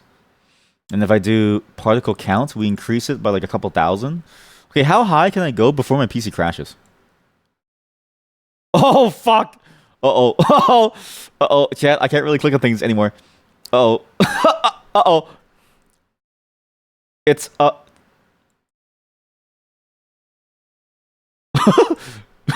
okay, it's at 99,999. I have control again. Sorry, I have control of my PC again. Yeah, that actually works very well. Wow. Oh shit. Uh-oh. Okay, don't. Uh-oh. Okay, I have to close this. Those are all the prototypes.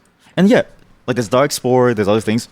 So again, I have a prototype of the original of like the version before the final build, which apparently has a lot of these early elements, including a debug server. My CD key, my retail CD key, actually still worked for this. So I don't know how CD keys worked back then. I'm assuming that they don't connect to any server because it even worked when I had no internet. So I'm assuming it's all just inside the thing, or maybe there's an algorithm that determines how your CD key is like valid. But yeah, I actually have this installed. I just need to restart OBS. So if I click this button.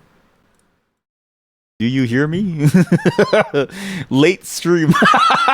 Late by 3 hours. Late by 4 hours. Hey everyone, welcome to the start of the stream. Sorry I was late today. Okay, so it should be stable now. I have this prototype build of Spore, and we're gonna try it out. I actually got it to install, and there's some pretty cool things. There's a different intro scene, there's a different menu, there's different loading screens, earlier logo, there's cut features of the tribal stage here where you can change the color and the design of your hut. Unused scenario editor, but it'll crash the game. Floor editor, which is present and unused in the final game. Less broken here. The flowers actually have things. Planet Buster destroys the weapon. I remember the Planet Buster in the final game. It like melted the planet, but it left like the planet as a husk there. Was in this one it breaks it. Cut first person camera mode. Extensive UI and mechanical differences. So actual gameplay differences. Space editor background. An early version of the Grok species called the Grob. Many typos, and the game uses developer paths and assets within packages which are named, because apparently it uses file hashes instead of in the actual final game, so you couldn't really get a sense of what these files were. Like it would just be like some random name, and then it's like inside you just find files, whereas I think now it actually says, if I go to the folder, I'm pretty sure it actually says things like, oh, this file was for things like actually I can probably show you even. Can I? Does Firefox still have that feature of like you can use it as a file explorer? It should, right? Yeah, it does. Okay. So like here, I'm pretty sure we can go through and we actually find things now. Or maybe not these things. Or maybe it's inside the package. No, it's inside the package file. So I'd have to open them. But inside here, you now actually get like file names that tell you what these things are. Just kind of a cool thing. I just need to remember what to download for open packages. I can't remember what though. Finding and destroying Earth was cool. I did enjoy that part. I did enjoy that part. There's a debug server which I have no clue what to expect, and it actually has all debug symbols. So presumably you could connect any debugger to it because you don't even need the source code. You just connect the debugger and you walk through the assembly of the game. And but because it has all the debug symbols, you can see what it's doing. So theoretically, you could reverse engineer the game. Not cleanly, but one person can write the spec, and then another person can do the rewrite in like a clean room style, and you could have Spore. I'm not saying that you should do this. I'm also saying that like I shouldn't even have this copy. Probably shouldn't even be showing you this. But the Hidden Palace is this, and I only found this from the Wikipedia, but I actually knew about the Hidden Palace before. I just stopped checking them out because it's a lot of these games I didn't really care about, but they do a lot of really cool work. I think I showed them last time on stream at some point actually, where they actually show off. It's basically like an archival of very old game artifacts. So it's like the game artifacts can be anything from prototypes to even like lost games even sometimes. But I think there's other places where that's probably more relevant. But I can't remember what the other one was called. But this one for sure has different prototypes. So for instance, there's even a prototype for Dead Rising, for Fallout, for Frogger 2, full development archive. For Frogger, like you just have like all the CDs. I don't know how they get these, but I'm assuming it's in the same way that Paramount sent Avatar: The Last Airbender to some person on Twitter. Is that at some point somebody's gonna want you to see this, and they have it and they're gonna make money off of it, but also they just want you to see it, and they'd rather you have it than no one. And it's for everything. Look, even for Outlast, this is a modern game, chat. This is a modern game, and they have prototypes of the game from 2013 all the way through 2014, multiples of them. And again, I don't know how this happens. I don't know who these people are. But how do you get this? I don't know. But look at this. Dungeon Siege 3 review code. Okay? I need to go on eBay or something to find these. Because honestly, that's kind of sick. And some of these games I've never heard of, like Dream Knight. Right? So again, very cool site. They're the ones who actually did the legwork of getting this. So thank you to them. Thank you to the people who actually like run this stuff. And honestly, thank you to them for taking the risk of getting sued. Because that's the biggest thing, is like, they could easily be sued out of existence if these companies cared enough to do so. Maybe. No CD, DVD-ROM drive found. Fuck. Sorry, just give me a second. I forgot to... Fuck. Give me a second. I still have the ISO. So again, I have a legit copy of Spore. Like, I actually I do have a real copy of Spore. I used my CD key. But like this comes with its own ISO, and you need to use this ISO to play the game. And it's one of those old games where you have to keep it mounted at all times. So if I mount it like this, that should be okay. Now I do Spore. There we go. Wrong disk inserted. It's literally in. I'm not kidding you. This worked last night. Can I do setup again? Repair, please. Please repair. It's repairing. Okay, there's a good chance that this doesn't run. There's a good chance that this doesn't run. What do I need to get this thing to run? What was the thing again? How did I run it last night? Maybe it wasn't the ISO. Was it? But the MDF file is not that. I think the MDF file was just it's just a descriptor, right? But how did I mount it last night? Sorry, I did like a quick smoke test last night to make sure that it worked. But I can't remember what steps I did because I did late. Okay, well it's almost done reinstalling. It's almost done reinstalling. Don't worry, it's taken a while. Do you want to see the alien? There's a little alien face. That's it's the alien. That's the install alien. Every time you install a new program on your PC, this alien shows up and helps you install your software. This is the install alien. He installs things like hot 3D desktop babes, as well as things like Microsoft Office. It's a hard-working alien. Every one of you has your own creature inside your PC installing things. So when you get mad at something, I want you to know that you're getting mad of your alien. Fuck. It's literally in, you motherfucker. Where are we? maybe I can find. Okay, here we go. I do have a thread. Mount. Oh yeah. Okay, sorry. It's Daemon Tools. Okay. Fuck. Oh wait. Did I use Daemon Tools or did I use? I used Infra, I think, right? What was it? Fear? Fuck it. We're gonna download Daemon Tools. The one that I use. Actually, what was it? What was the one that I used? I can't remember what I called it. Was it Infra? What was it called? Privacy concerns. Mount space with the users, although mount space is disabled during installation. No. How about, was it alcohol? Did I use alcohol 120? No. WinCD Emu. Huh? Open source utility. Oh wait, that's actually really good. WinCD Emu. It's on GitHub. Sysprogs. 11 years ago. Daemon Tools alternative. Because I remember certain ISO files. WinCD Emu. Yeah. Okay. Let's use WinCD Emu. I can't remember what the one that I had installed before was, but this I do remember hearing that this works fine. 4.0. Sorry, just give me a second. That's quick download. Quick download. Go now install its driver. Fuck, I might have to restart my PC chat. All right, fine. Mount image. This MDS. Here we go. Mount image. Okay, it should be mounted. Is it mounted? I can't tell. It is. It's mounted. So now, if I run Spore, please insert the original disk instead of a backup. It's literally the disk!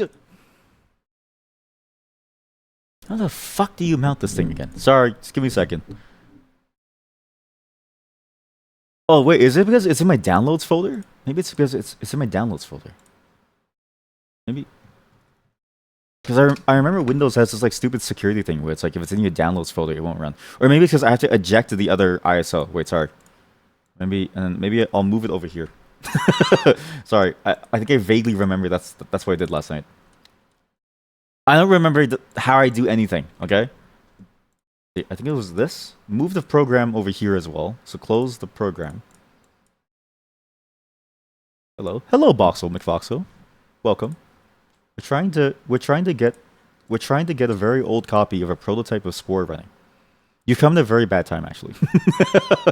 It's not it's a bad thing. It's just that you've joined on the troubleshooting stage of my stream. Was it this? I'm pretty sure it was this. Okay, so this should work. But do I mount? Yeah, I mount this, and it should mount the.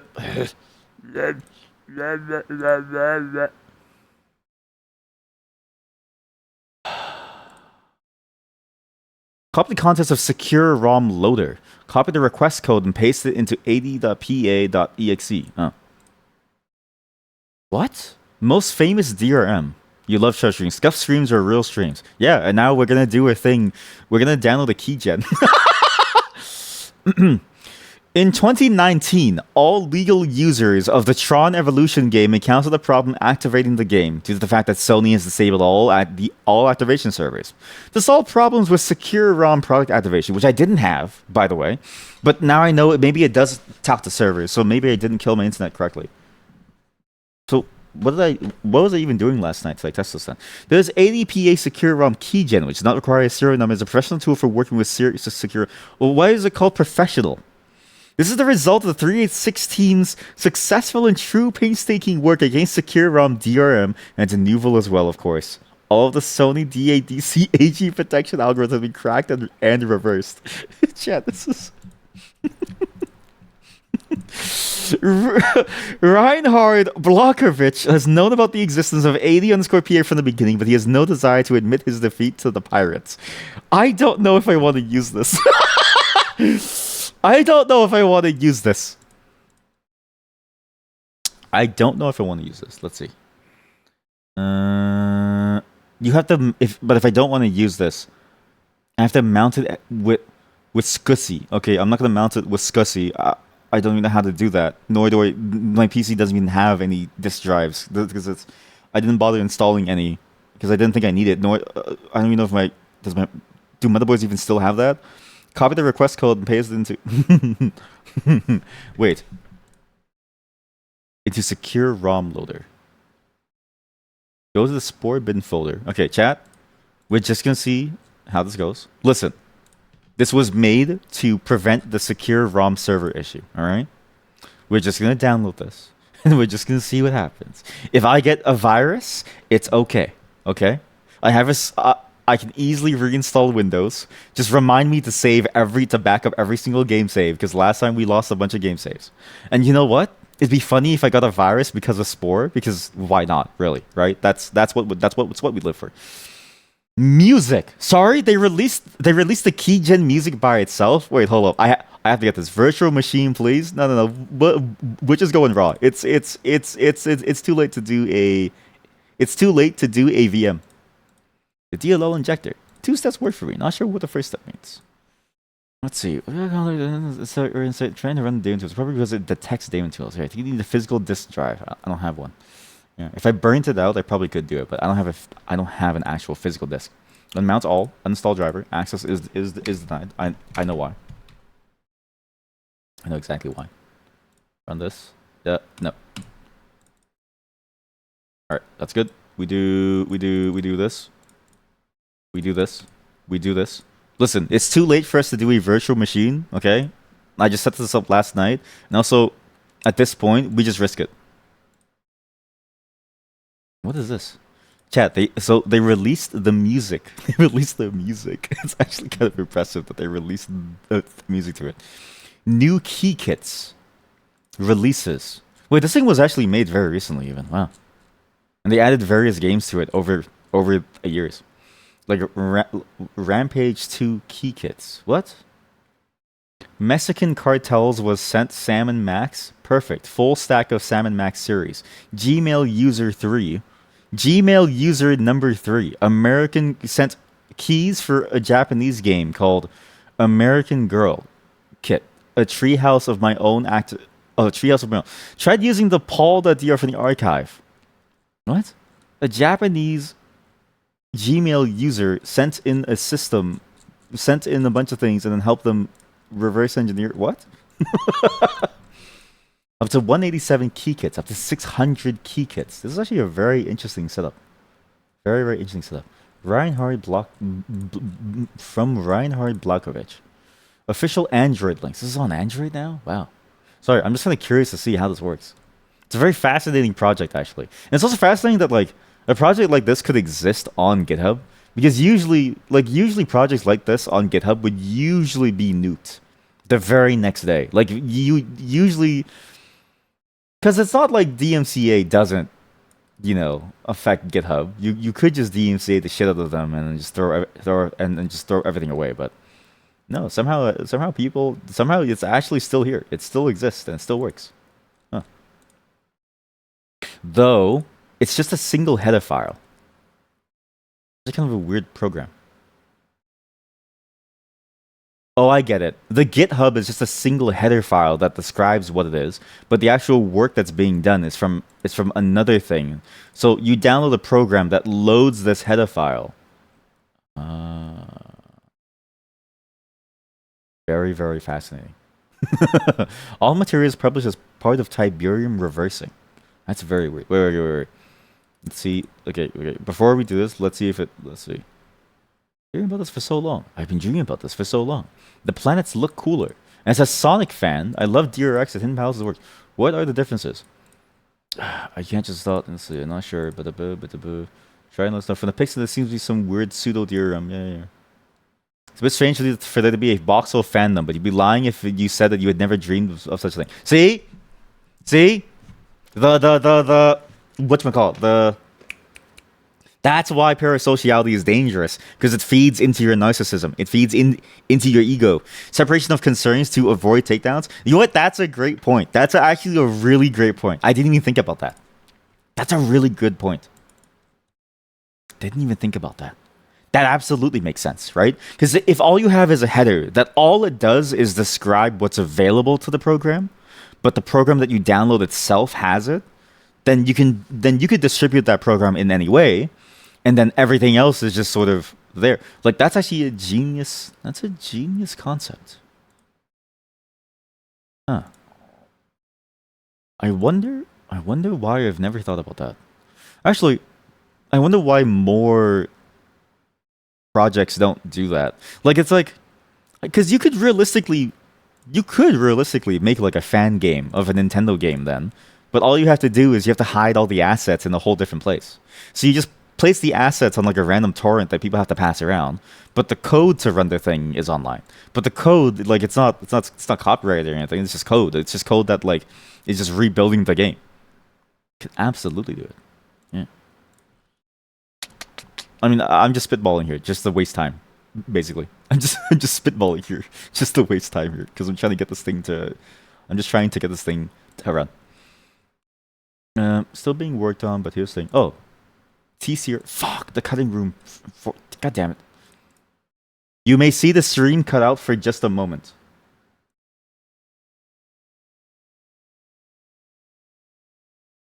The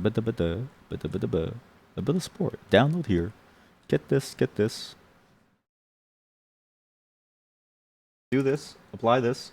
Okay, sorry. The stream should be almost back now. Give it a moment. The stream will reconnect soon.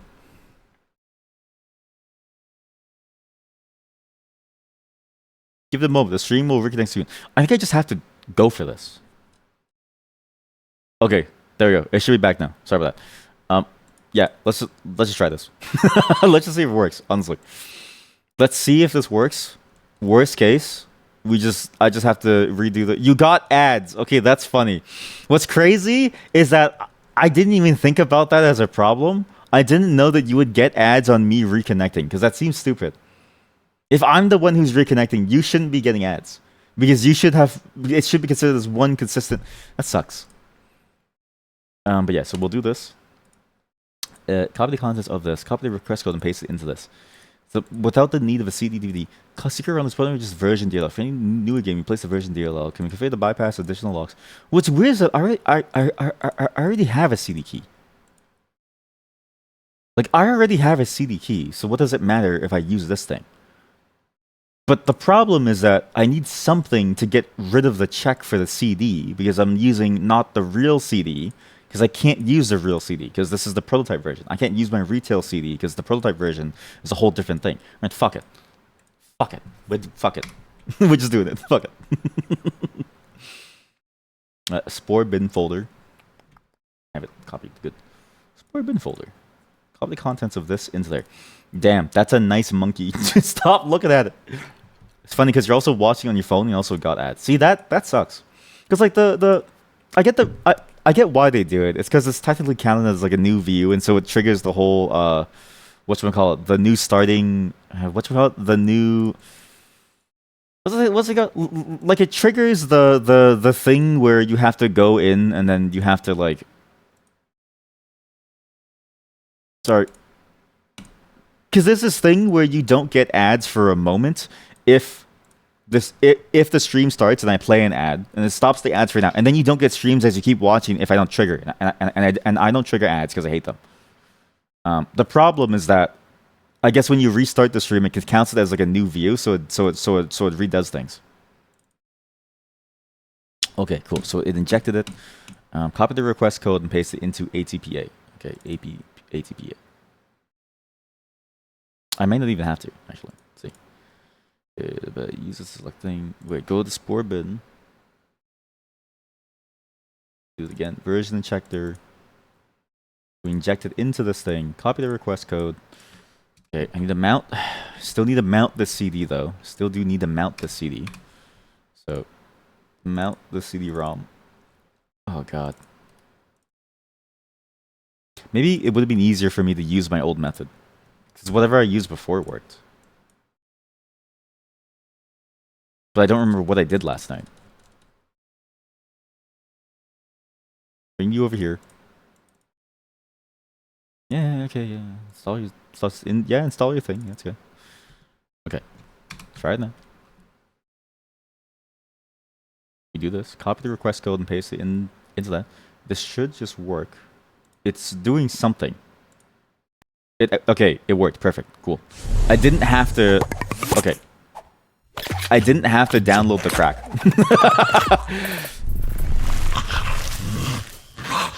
Okay, sorry, you hear a lot of noises. I didn't have to download the crack, which was nice. That was good.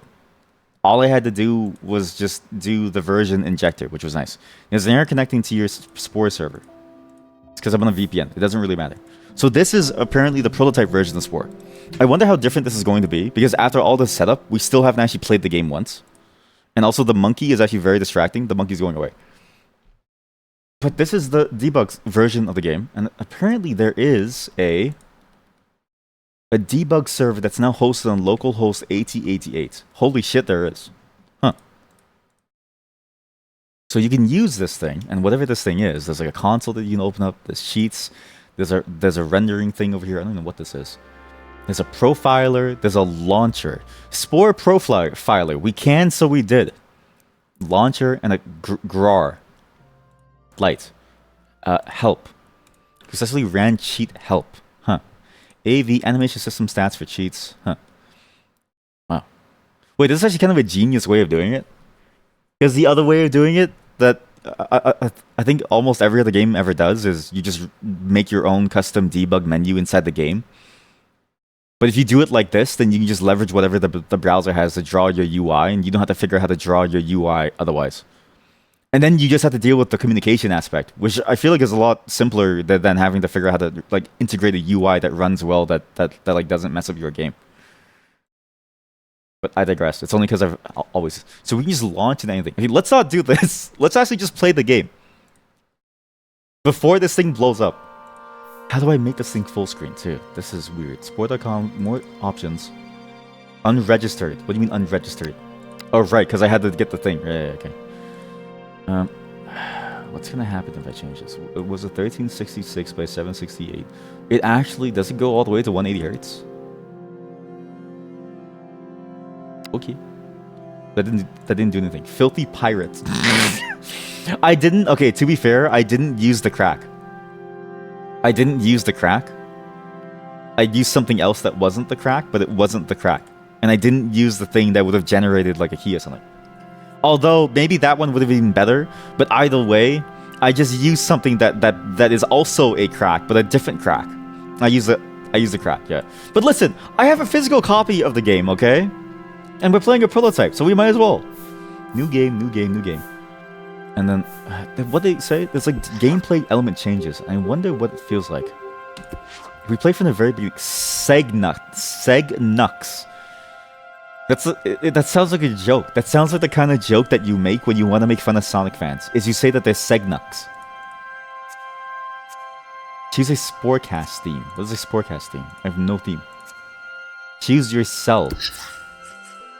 Glarg, Noog, Oog, and Yurg. So again, I can't connect to the server, obviously, because I don't think we probably should.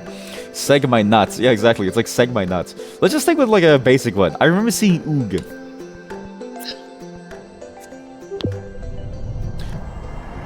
Remind me to wipe my PC after. Remind me to reinstall my entire operating system after, and then clean my drive after. It shouldn't take too long. It only takes like 2 hours.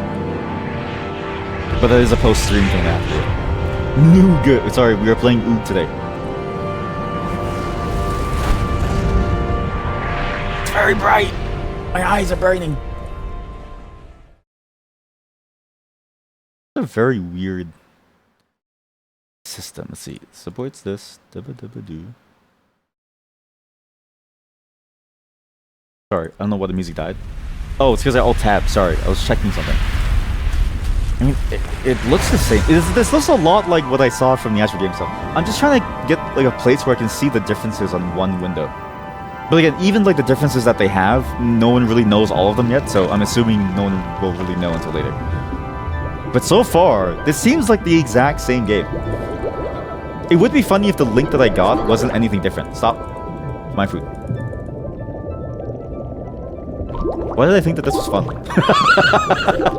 What's crazy is that as a child, I thought this was the shit. Okay, this is like just a very long time ago. I remember thinking this could be the shit. But now times have changed. There's so much more. I mean, you can get this exact same experience playing Agar IO, and it is the exact same game. Agar.io is the exact same experience as whatever this is. You go around, you eat food, sorry, and you choose the right volume setting here. And just have these creatures floating around. You have to fight for food. You're a minnow. I'm gonna eat you. Come here. It's gonna eat me. It's gonna eat me. Run. Let's see. So, cut feature and travel stage. So, apparently, first person. I mean, the cutscene. I can't remember the cutscene. We could compare with the real cutscene after. But apparently, there's also extra stages in this too. So, there should be other bits of cut stages. I want that part. You ate it! No! Creatures and fossils can contain new parts. Swim over them to collect them. Oh my god. Each part has unique abilities which improve yourself. I know this. I've played this. That PNG looks very low quality. I'm dying. Oh shit. Click the whatchamacallit? Click what? Like that. Do we commit to being a carnivore? I do remember this part of the game. Do we commit to being a carnivore, or do we decide to be a good person and we live as an herbivore in a carnivorous world? And do we even need eyes? What do eyes do again? I'm pretty sure you need eyes. You know what? We're a carnivore now. Wait, this only attacks and breaks though, so you can't even eat. You still need a mouth? How about we just get more tails and we just move faster? Swimming in a river and then playing Cell Stage at your friend's house is a core memory of yours. Okay, I wasn't that young. I wasn't that young to swim in, to play it sort of like in that way. Nick, sorry, the random gave me Nick. It's just Nick. Person. Nick. Holy shit. In the preview, did you see that? I can't see it. Because OBS, I forget how it works specifically, but it does grab... I think it grabs the buffer, some specific buffer, but I forget exactly which one it hooks into. So whatever you were seeing, I can't see, because that's the thing that actually happens as it's rendering things. I'm assuming it just writes to that one buffer. There was some of the thing that I read, which was they ran into an issue with that problem where, I think in Godot actually, the engine ran into that problem where sort of the way that Godot, or like the way that OBS worked was sort of like a weird way of doing it, so they had to fix it to make it so the games being captured wouldn't be upside down or something. That's a really nice body part. Can I have that? I really should have had eyes. So tell me more about your time with your friend in the river playing the Cell Stage. What? Your friend was... Is this the Spider-Man friend? And also, like, why were you swimming in the river? And then also, why Spore? you could have done anything else. No, that was a different friend. Truly, your life makes me afraid of everything. You know, you beady eye, stalk eye. Can I put this somewhere? Oh, that's a good eyeball. Yeah, put my eyeballs on my ass so I can see sort of... No, on the side. It's like mirrors, right? It's like a mirror. How do you reform your bones again? It's like this, right? How do you reform your bones? Here we go. Yeah, you can reform your bones. Oh yeah, you can also paint yourself, actually. Oh shit, sorry. It's the game. So... is that how it renders things under the hood? Because I can actually see it load in, like while it's doing that flickering on the preview, because OBS is grabbing whatever it is in the actual frame buffer. I'm assuming it's actually like loading in these textures and using the frame buffer to place it there, and then in the game itself, when you see it, it takes a moment to load in that texture. I'm going to assume that that's basically what's happening. That, because it sounds reasonable. It's enough techno-bobble to sound reasonable. In my mind. How do I add a bone? Bump maps? I don't know if it's bump maps, because like bump maps... Aren't bump maps like specifically the things that you would do for things like... like to have information for the lighting engine to be able to perform the lighting calculation, to give you the illusion of like 3D things. It seems like it's more than just bump maps. I think you're correct that there are bump maps, but it seems like it's a lot more. Like, you see how it flickers by a lot of them? There's like a bunch of different layers. But also, these ones are just colors being applied to it. Does it actually change the texture of it too, or does it affect the lighting of it too? But it seems like there's like a bunch of different things going on. But also, those are just the parts of the creature, right? And the parts are dynamic. Maybe that's why. Maybe that's why. Maybe it's generated. Nagi had the same problem, found a way to fix it, but you forgot how. Yeah, but he's a banned. We don't talk about him anymore. He's banned. No, I'm just kidding. It's probably good that we don't fix it because I just want to. It's actually kind of fun to have it flicker. It's fun for me. It's not for you, but it is fun for me. I remember this being a problem. Was trying to figure out how you combine your mouth with your weapon. Algorithmic texture generation. Yeah, exactly. Yeah. Complexity meter. Oh yeah, because you have a max limit. Okay, Nick. Let's go, Nick. What's weird is that it doesn't do it for every creature. I'm assuming the other creatures are loaded in differently. So my theory doesn't make sense. Let's kill you! Come here! Give me your parts. Delicious meat. I can't eat meat. I just killed him for no reason. Give me your mouth. Give me your mouth. Give me your mouth. Die. Give me your mouth. I need your mouth. I'm an herbivore with carnivorous features. Give me your mouth. Give me your mouth. Die. Let me poke your butthole. Yo! It's a feast! It's a feast! Oh my god, it's a feast. What was that? Oh, shit. Oh, no, run. It's not a feast, I'm sorry. Run. Wait, maybe I can kill it. Poke it in the eyeball. Poke it in the eyeball. Get in there. Come on. Reach it. I can't kill this thing. It's too strong. Well, what about just screen capture? No. You just want me to leak everything. No, the reason why I don't just do screen capture is because then you would see everything. I'm not crazy like other streamers where they just reveal their entire desktop 24/7 to play a game. I like to have a bit of privacy. Yes! Remember hating Spore because biology is what your degree is in? Yes! And its portrayal of evolution is so inaccurate, but they were talking about using it in schools. I do remember them trying to use it. Yeah, I do remember those talks. And it was funny because like even as I feel like even at like the high school level, even like before then, the way that they talk about biology was already very different from this in terms of like what really happens within reality. And so I do remember having that thought too of like, I don't know if we should be using this within schools. It's a bit like how, you know, it's a bit like how like they say they can use Assassin's Creed to do things like history lessons on the world. And like, it's very detailed for sure. It's nice, but it's like, you know, why don't you just use like a textbook? Why don't you just use the thing that's already there that has the information that's correct and just teach it from that instead of using this tool.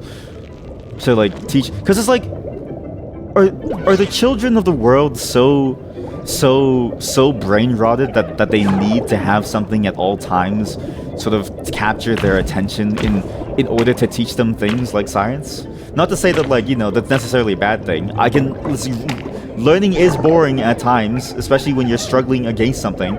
But it's like, do you really need that to make it better? Or do we just need to get the children to just try better, to just do more, you know? Kids can't read anymore. I mean, to be fair, even in my time, I knew that kids couldn't read at all. So I feel like it hasn't really changed much. Also, it's so inaccurate because if I was a larger creature, I would eat this one raw. I've seen animals eat, and I would eat that one raw. But yeah, even back in my day, I feel like people couldn't read anyway. So it's like, at least for me, it feels like an evergreen problem. The evergreen problem of people just can't read. I need your body part. I just ate you raw. I ate you whole. I lost the butthole upgrade. Fuck. Yeah, we have to find another butthole. Please tell me that I can get your butthole, please. But yeah, I've noticed like a lot of different things have that thing of like they want to use the game to teach things. And I do get that like you can use those things effectively to like build people, to like get people interested to stay on the topic. But I'm like, is it worth it to sacrifice accuracy to do that? I don't really know if it's worth it. Cause sure, cause like, let's say a game like Math Circus, right? Math Circus was really good in that it was a fun-ish game, right? But it also actually taught you math. Like it actually was a fairly interesting way of actually teaching, because you had to solve the problems. It's not like you couldn't not solve the problems to play the game. You had to solve the problems to play the game. So it's like, do you really need to sacrifice much? I don't think so. But I also don't know. I really want to pick the brain of a teacher one day to sort of see how they think about teaching and how they think about having people's attention sort of build up, and then how to get them, and like how do they feel about communicating information, because that skill of teaching is a whole different thing, right? So learning through doing does go in better, yes, exactly, but you can't really just do evolution. Yeah, exactly. It being an emergent phenomenon with no way driving is kind of the point. Yeah, exactly. I mean, I get that point. Yeah. I guess like, no, you're right. Yeah, that's the thing. It's like, how do you teach a theory by doing it? Or like, or like not a theory, but like, how do you teach a phenomenon by doing it when you don't really do it? And I can think of a number of other things where that would apply to too. Where it's like, I get your point actually. That's a very good point that I didn't think of. I was thinking more so like, if you have to sacrifice accuracy, is it even worth it? But your point actually is very interesting, because yeah,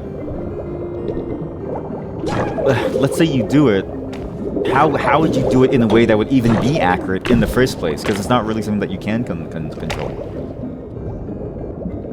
And maybe then this is when sea monkeys can be brought back to life. Maybe then we need sea monkeys and a little bit of a chemical, you know what I mean? Like, just like have sea monkeys combined with a bunch of, say, like, carcinogens to see how they change. That's what we need. We need carcinogens. Sea monkeys and carcinogens, and I guarantee you, biology would be so fun. Children, like, obviously kids would be getting cancer more, but it would be so much fun, while they get cancer. What's this? When he played Sport on stream and the game was glitching and blinking, and you found a way to fix it. Oh, so it even happens in the base game itself. I thought it was just here. Sorry, I don't know when we get to see the really weird stuff, because this is the debug. This is the prototype version, right? I feel like it's the exact same game. When you played Spore, did it look different from this? It's not accurate, and you can't really learn with it properly, but you think it can get kids interested after they play it. Think of some people went to space science after playing KSP, after playing KSP, which I'm assuming is Kerbal Space Program. Although that one, yeah, but that's different, right? Yeah, because like KSP, that thing stabbed my asshole. I'm currently implanted into the asshole. I'm gonna die. Chat, it's sucking me. It's sucking me. Because KSP is a simulator. Like, that's the thing, right? And like, that's the point that they're trying to make, is that to do evolution in a simulator would be the antithesis of what evolution is. So it's like, how do you do it in a way like Kerbal Space Program to make it work like that? But because it's like, it's not the same thing. With Kerbal Space Program, you can simulate these things and they have very clear outcomes. But with evolution, it's like, that's not how it works. That's a very interesting problem, actually. You can do population genetic simulations, but you're not sure how to make it a fun game. Population genetic simulations? What is that? Population genetics simulations. I've never heard of this. Population Genetics Explorer, biointeractive.org. What? This online tool simulates how allele and genotype frequencies respond to natural selection, genetic drift. This simulator is a tool based on the Hardy... I mean, this is from biointeractive.org/classroom resources. Based on the Hardy-Weinberg model, and transfer frequency of 1 allele and 3 genotypes in a 2-allele system. Wait, didn't somebody tell me that it's allele? Sorry, allele system. Students can use these simulators to explore many different scenarios that affect the model's parameters. The tool also provides start tool. Okay, please register your school into the fuck. I don't want to bother. We'll do it next time. I have an asshole now. So what can I do with the asshole? It's fast, not very good at churning. I can get Cilia to churn though, which is better. Remove this tail. If I add these and multiple assholes, I can go so fast. Holy shit. You think it was the first or second stream that you modded it for Nagi? He's mad because I banned him. And he will be banned again soon. I can't see the I can't see the UI. I can't see the UI. Yes. Uh-oh. That wasn't a stream suggestion. Wait, what stream said? What stream suggestion? I need the ability for chat to like timestamp every single sentence that they say, because if I've already moved on from a point, it's over. It's gone. Less tails, more jets. 2 jets. Alil. Oh, as in you mean like I shouldn't do it on the stream as a stream suggestion? Well, I don't know how to explain it. My stream is that if I find it interesting enough, I'll do it, and it doesn't really matter what you want. The only thing that I won't do is I won't do things like put you on the spot to make you feel bad, or nor will I reveal any private stuff. But if you tell me an idea and then you think to yourself, oh, that wasn't really a thing for you to like do, I'm not saying that you should do it, don't worry. I'm gonna do it if I find it fun, and you can't stop me. And you know what? It would be fun to learn. I have had the idea and the desire one day to. It would be nice to sort of have like an expert panel, like because every chatter is their own expert, and it would be interesting to have chatters come in to sort of like tell us their expert opinions on things and to give us things to like try out on stream as part of that expert thing. You know what I mean? Like it's like, sorry, I'm trying to eat things and survive. Sure, I trust that. Listen, we have a linguist. We have a linguist. We have multiple scientists. We have a neuroscientist who's I think finished their PhD now, because I think they defended their dissertation. What, 2 months ago now? 3 months ago now? We have designers who have actually been hired, so they're better than most designers that I know. You know what I mean? Like we have people who are like high-level tech industry people. We have engineers. We have all sorts of people here, and you're all experts. And I would be interested to see what you know. Think about it. Think about chat. So the linguist, right? Imagine you as a linguist. Imagine teaching me language. The neuroscientist is doing it wrong if they're a part of this community. Well, it's like they're not really a part of my community. They're more like they're an orphan from another community. So realistically, they're not a part of my community. They were forced to be here as part of a raid. I can electrocute things. Sorry. So yeah, they were forced to be here as part of a raid. They're not actually like my community. They were just forced to be a part of this. You were forced to be. You were forced to be here, which I do find funny. So yeah, like some of you were forced to be here. I adopted you. Holy shit. That's a new level. That is a new way of thinking. Holy shit. I've never thought about that. I've never thought of it in that way. Chat, I've adopted all of you. Holy shit.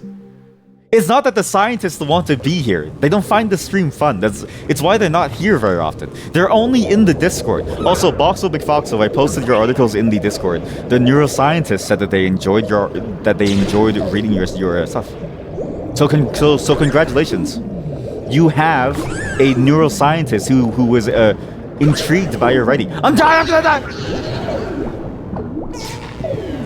You never thought you'd have a linguist as a hero, and then LLMs happened, and Emily M. Bender became one. Yeah, but our linguist uses AI, so we don't. So like you have to. By the way, linguist, I'm still waiting for you to tell me how you know that the AI is correct. You still haven't answered because you don't have an answer. I'm still waiting.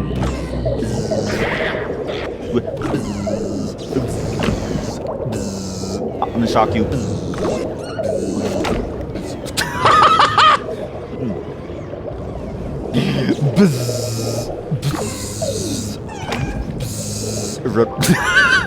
See? Why can't you be more like Emily M. Bender? Huh? Who is Emily M. Bender? I did see the name in your writing, but again, I didn't finish reading it yet. I'm still... So for context, the reason why I haven't said anything about your reading fully is because I haven't finished reading it.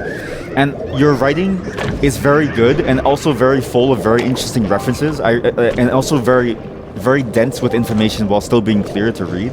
But I was too tired to understand it. And also maybe not even too tired. It's really the excuse is that I'm not smart enough. So I'm taking time to wait until I'm not tired to go read your stuff. I swear it's not because I'm stupid. Stop making noises. Come here.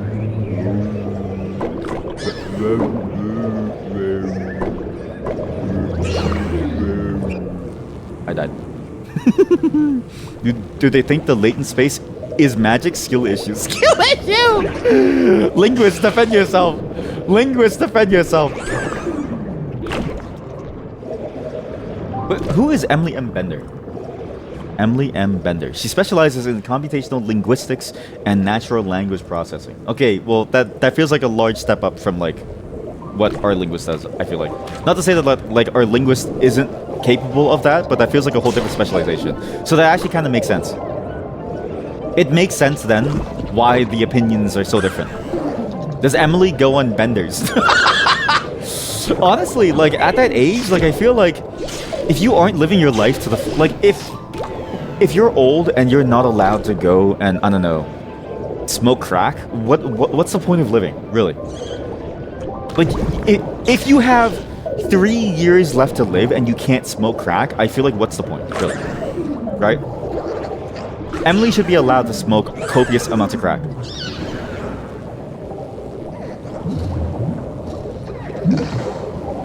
Old, not my streamer. She's old! She's only 52, sorry. Look, be real, okay? The moment that we were 18, we were an adult. Realistically, we already had adult responsibilities for it. We're old. I know we want to be young again, okay? I'm 30. I want to be young again too. But it's too late for us.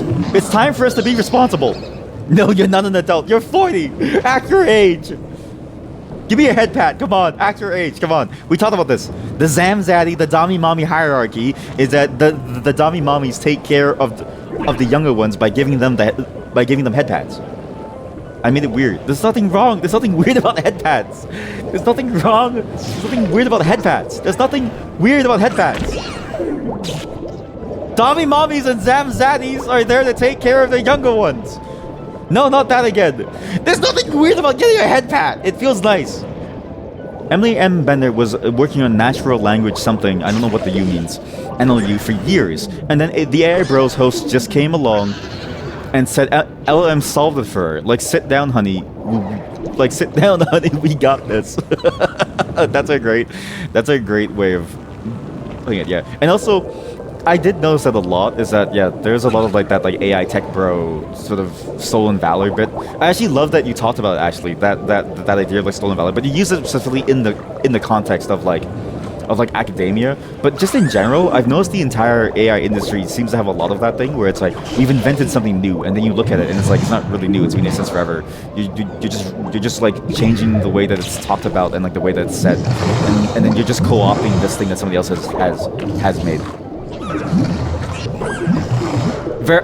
And again, very good piece of writing. I like how you talked about that in the sense of like academia as well as like the way that the industry is. And then you even gave an insight into sort of like the ways that academia is, in the sense of like the reason why you disambiguate between your original thought and like your prior knowledge and your research is because of that incestuous pool of knowledge. So I'm paraphrasing here. You didn't say incestuous, but that's the only term that comes to mind at the moment. Because I'm fighting for my life. This is a cell eat cell world. What is this? I'm dying! Stop trying to eat that. Stop it. It's not food. We're here to get larger. Come on. There's nothing weird about head pats, but then I took it weird. There's nothing weird about what I said. Explain to me how it's weird. Explain to me how it's weird that I'm saying things like, oh, Dami Mommies should give head pats to the... There's nothing weird about talking about the Dami Mommy hierarchy. That's literally life. Stop stealing my food. It's mine. Get it. The Dami Mommy head pat, and then the Dami Mommy sort of like cycle. There's nothing weird about it, okay? It's all this is all normal stuff. I'm too old to get head pats. I'm too old to get head pats, and so you're my only option left. You're my only hope, please. I need head pats, please. Me, when I see someone older, I'm just like, please, right here, right at my head, right at my noggin. You asked if I did good. Oh, sorry. You asked if you did good, and then I would give pats, and then I gave pats. What? Oh, then if I would give you pats, yeah. And then I said that you can't have them because because of Dami Mommy for some reason. And then I wanted you to talk about the game. You never talked about the game again. You want to be banned, huh? You want to be banned like Nagi was, huh? He was banned for a total of 5 seconds. He was banned for a total of 5 seconds. You want me banned, huh? Please do not do German ass gang, please. This is a legitimate scientific discussion about the Dami Mommy. We're literally talking about LLMs and Dami Mommies. Please focus, please. Evolve to land. We can now evolve. Everyone, we're gonna grow legs. What the fuck is new about this prototype? Sorry for my language. So what's new? Let's see. I mean, there's some differences, but I guess no one really knows what all of them are yet. Because I guess it's still too new of a prototype that's only been a couple months, right?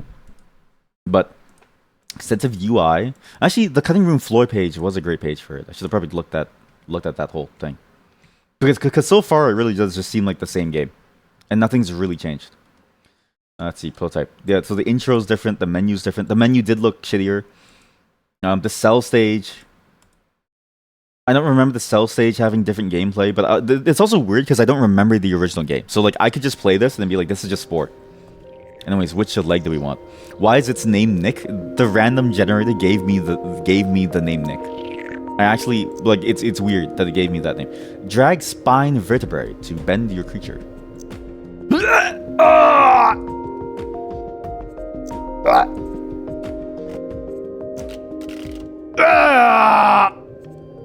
Leaked real name. That's good. Do I have to have legs?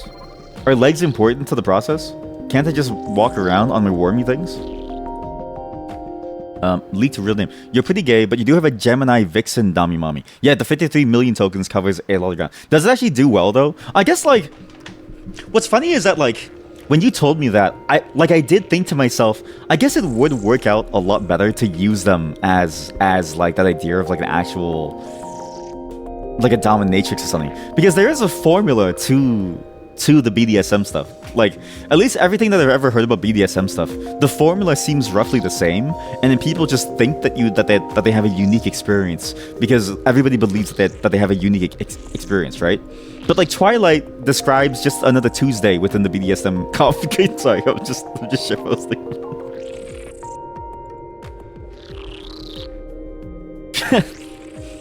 Twilight just describes like another Tuesday within the community, and so it's like realistically, if you just follow the same patterns, like you can get the same thing. So it's like, oh, like ooh baby, do you like that? Do you like the pain? And then slaps you in the ass or something. It's like that's like. I just covered 99% of it. I can't. He has a massive penis. We have to get rid of his penis. We can't have his penis. Put that thing away. You came back at the wrong time, didn't you? No. The game randomized it. Sure, you came back at the right time. Now, please explain to us your role as a Dami Mommy. Why should we believe that you're a Dami Mommy? Chat, it has a penis. Can I put like a little flagellum there? Why you? Because you're the only person that's older than me here. Actually, how old is it? How is anybody here older than 30? You have to say your age. If you're older than 30, you owe me head pats. If you're younger than 30, but under 18, you get banned. If you're younger than 30 but over 18, I don't owe you anything because that's parasocial. Amazing. Truly amazing stuff. You can bend it to twist it all kinds of ways. That's Oh, beautiful. Wait, can I make him, like, fuck things to death? Oh, no. You owe the head pat. Yes! Another has... another! We can sing. Sorry, it does well as a roleplay partner because the user brings the world model. That's true. I guess, like, yeah, because role-playing is hard because it's like so much of it is trying to figure out the context of things. It's a bit like I guess role-playing is a bit like D&D where it's like if you have to think about what's going on, it makes it harder to be sexy. Like it's like, oh, do you like the way that I, and then you have to like say, okay, sorry, and so you have to say a safe word like Nick, and then you say, hey Nick. And then you have to talk about the context, and then you say, "Sorry, are we role playing? Are we role playing like? Are we role playing me? Are we role playing me as a hitchhiker or like? So I'm a hitchhiker, right? Are you a truck driver or are you just a person in a car? Because then that determines how I fuck you. And it's like, maybe we'll go with truck today. I don't know. Like a truck seems cool. It has a little bed in the back, and then you know, like you have to hash it out. You bring the world model, it's a lot easier, right? You can just skip to the fun stuff. You know, you think about one of you here could be called Nick in real life. They'd be laughing their ass out hearing the streamer say things like, remove Nick's penis. I mean, I am going to remove Nick's penis. So, like, Nick's penis is going to go away. But also, that implies that you are Nick, because, like, why would you laugh at that? Because it means that you are Nick. Holy fuck! Nick, you are a... What the fuck is wrong with you? Amazing, truly amazing stuff. This is a beautiful creature. God wishes. This is society should have never had this. See, the reason why we can't make an educational game about evolution is eventually, the students would find out a way to make penis creatures like this. Eventually. Hairy creature. You're invoking hairy creature. You invoked it, sorry. Not only that, now Nick is a safe word. It is a safe word, yeah. When you have sex and you need to make sure that somebody has a safe word, then you say Nick. Oh my god. It's like a cloaca. Yes, it's like a cloaca. Oh my god, yes. It's gonna spew poison. Oh shit, it's gonna spew poison. It's like a cloaca. Oh shit, that's some good stuff. Alright. Chat, it's like loading in a bunch of textures. It's going crazy. It's like, this is my texture. This is my texture. You know what I could do is I could stop using the game capture. And then I could switch it over to using just this.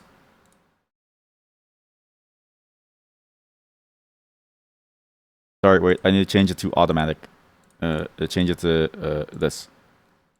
Sorry, every time it changes scene, I have to like load the new scene. There we go. Because when it uses game capture, it's actually pulling like the frame buffer or something. I can't remember how it works, but I swear I remember that's what it was.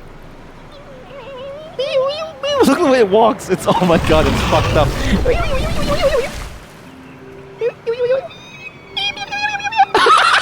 Shake the legs.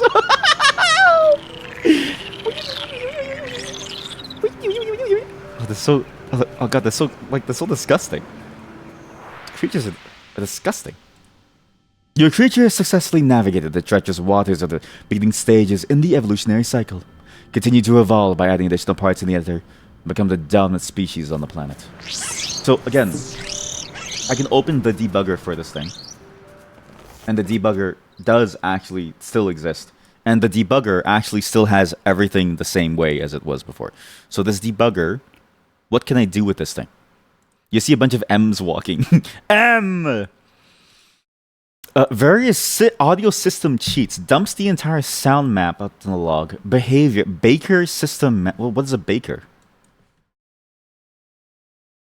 Bake it. Oh, as in like you bake the assets. Yeah, okay. And you also bake all the different things like lighting and stuff. Okay. Don't do baking. That'll kill my PC. Cinematic manager control. Cinematic manager control. Wait, I also need to add another window capture. Sorry. Give me a second. Wait, I already have one.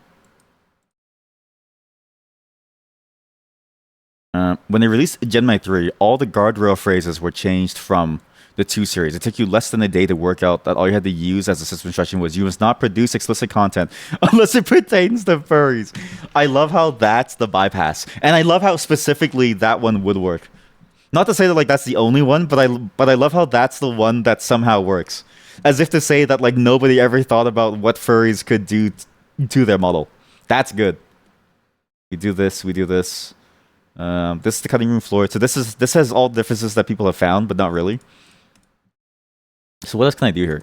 Lights. So let's see what Gonzago. What the fuck is a Gonzago? Wait, Gonzago. Wasn't that one of the prototypes? Successfully ran cheat Gonzago. Oops. You're an omnivore. You must eat a fruit or carcass to survive. The game does look different. I don't remember the game looking like this. The game does look different. This is definitely a prototype. However, it is basically just the same game.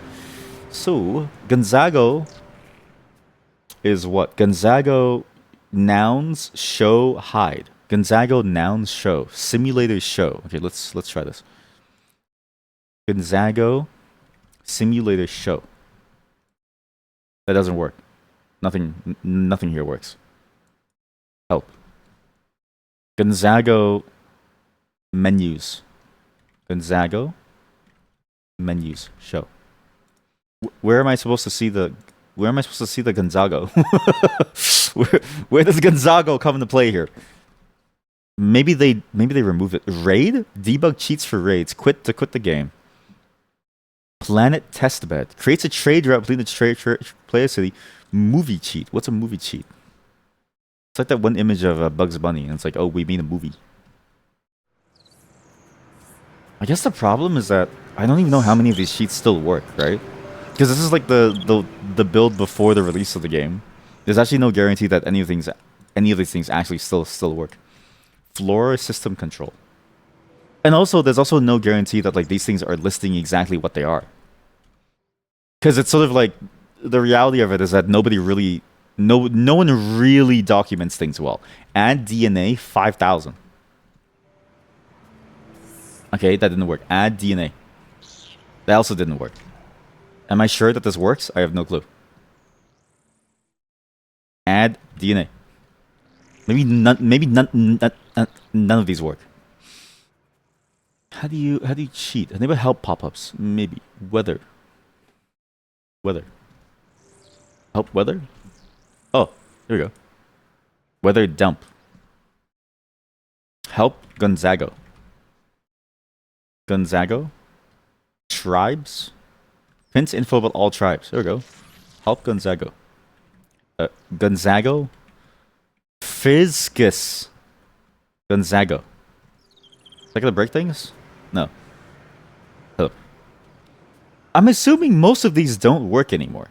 Evaluates the given expression in whatever weird scripting language that they have. I don't even know what it is, but I do remember checking out how to mod it at some point in the past. Capture terrain testbed. User music. UI tools. Oh, here we go. UI tools. Okay, nothing showed up. Help UI tools. UI tools on. So UI tools start unknown int function on. Okay, yeah. Don't look at that address. Well, clearly you're not doing anything for me. Help UI tools. Dumps information about an object. Oh no, it is on. Okay, so kind of works, except not really. Doesn't really do much. It just says information on what this thing is, what the ID is, what its memory address is. But it's also all the same. Actually, these are all for the UI actually. So it's not. It's the memory address and the position where it is relative to the window frame. That's kind of useless. Holy shit! What the fuck is that? You can tag or befriend other creatures by clicking the different abilities in the tray along the bottom of the screen. You can gain abilities by mating and entering the creature creator. Come, Max is me. Let's mate. Abzabibabu. Azawibo. I remember this minigame. Fuck this. I'm not doing this shit. I'm gonna kill your child. I'm gonna eat your child. Go eat the child. Eat the child. Eat the child. Eat the child. Eat the child. Eat the child. Ah! Eat the child. Eat the child.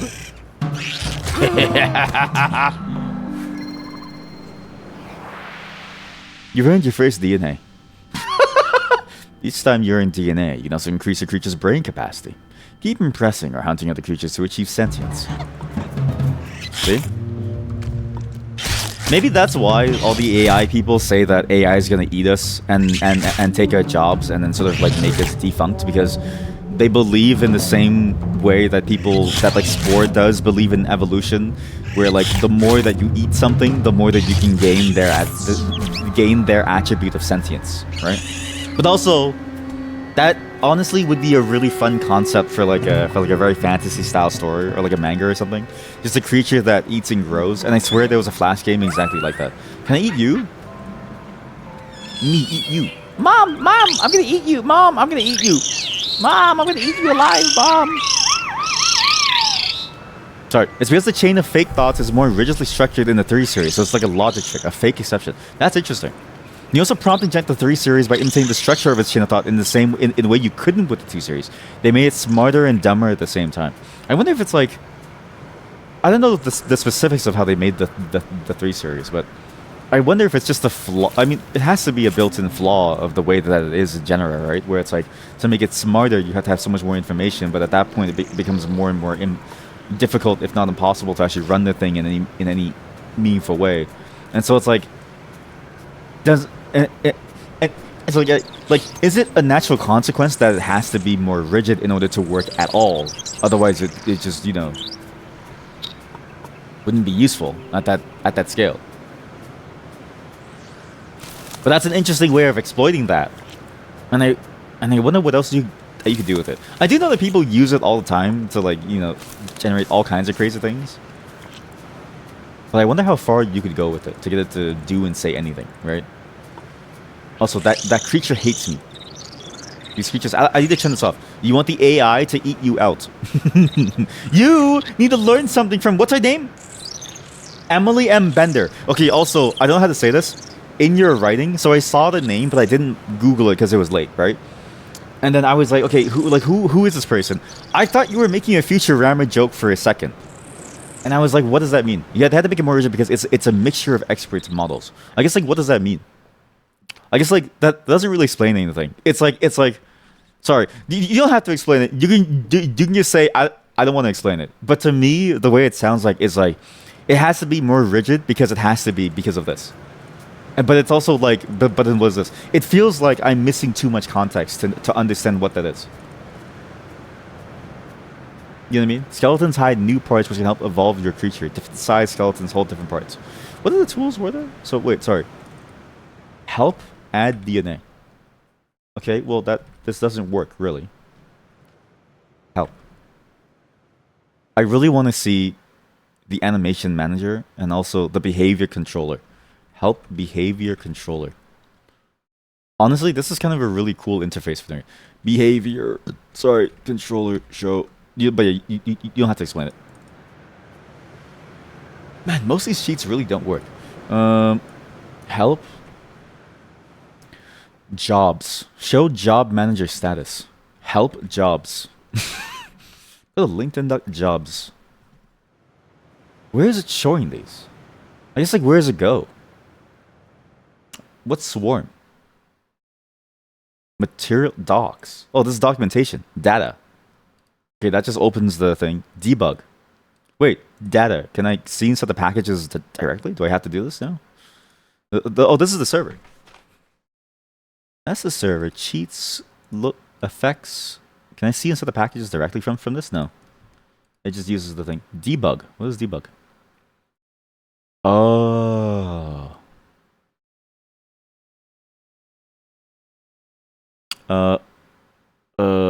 Voice log, shaders, sport. No, what was the thing? What was our command that I ran? Server.log, error log, production log. It's kind of a massive log. So one of these logs is the thing that I used. HTTP log? No. Socket error. What was the command? Console log. Wait, is this just the same thing as the normal console log? Yeah, it is. So I can't. There's no jobs. There's no jobs. Pictures, videos, Studio Tech. What? Studio Tech max.ad.ea.com/simstech.spore.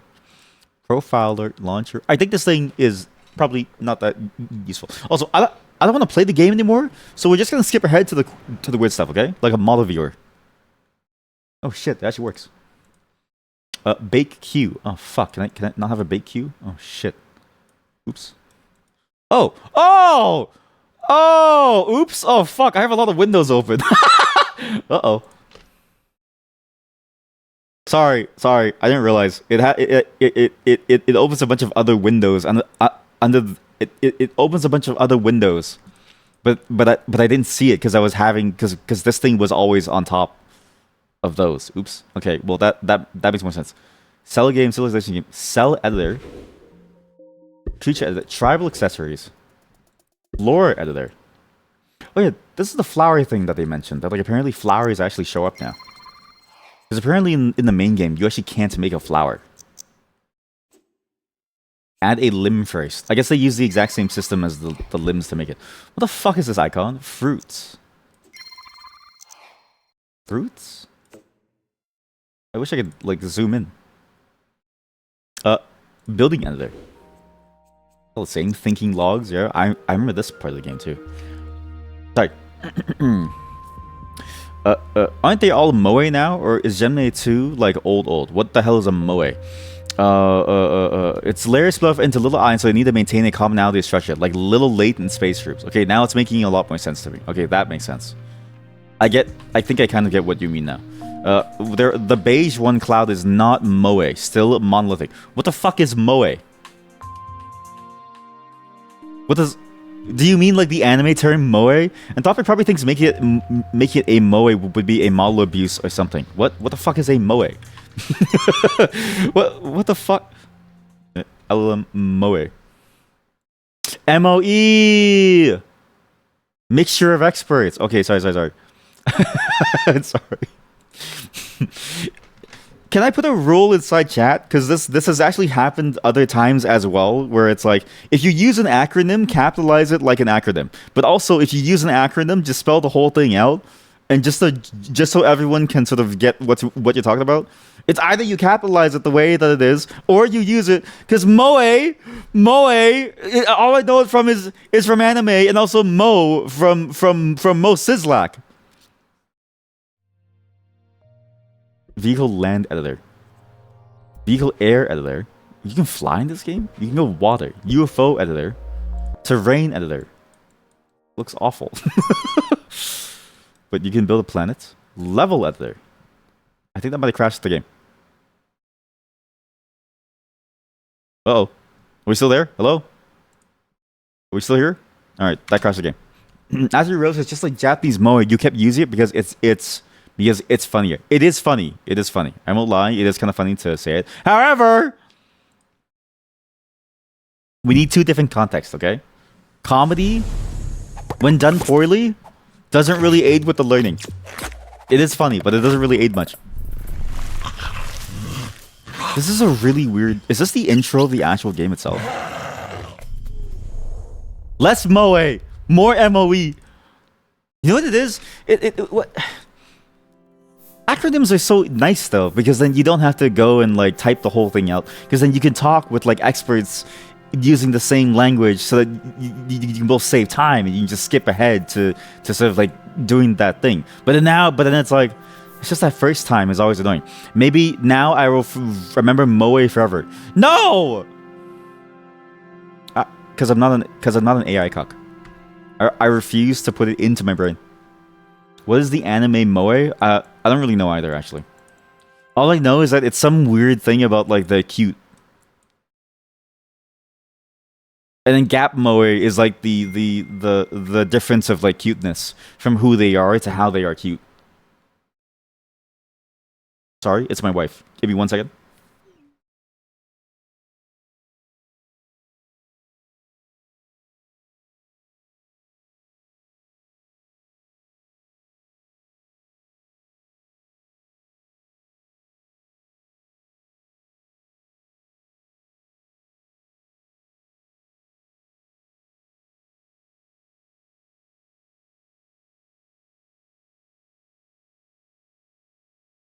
found a new webtoon. You hate moe as a term because they ain't experts in shit. I agree with that.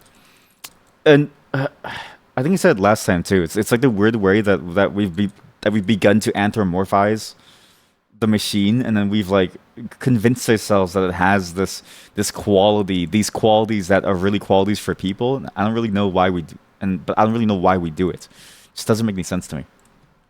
Effects viewer doesn't work. Okay, see, that's gap moe. You're a gap moe. Because it's like, like you're so cool and like so there, and so you say K, and it's like that's pretty, like that could be gap moe. Or you're sad about me. I don't know. Let's just skip ahead. So is there any difference? Well, the problem is I have to restart the game now. Debug console. How come you didn't give me this last time? No such states in agent. Commands trivia trive game. What? Well, I know that. Entry screen. Uh-oh. I've done something really bad. Wait. No, it's loading. Okay, it's back. Can I go to the tribe game? Okay, okay, crash. I don't think I can skip ahead. Unfortunately, the industry gets to set the terminology here, not the scientists. Yeah, but also a bunch of scientists have been bought by the industry as well. Yeah, I guess it's true of any industry, really, right? It's like whoever is the major player in the industry can call it whatever they want, and everybody else just has to go along with it. There's like nothing anybody can really do.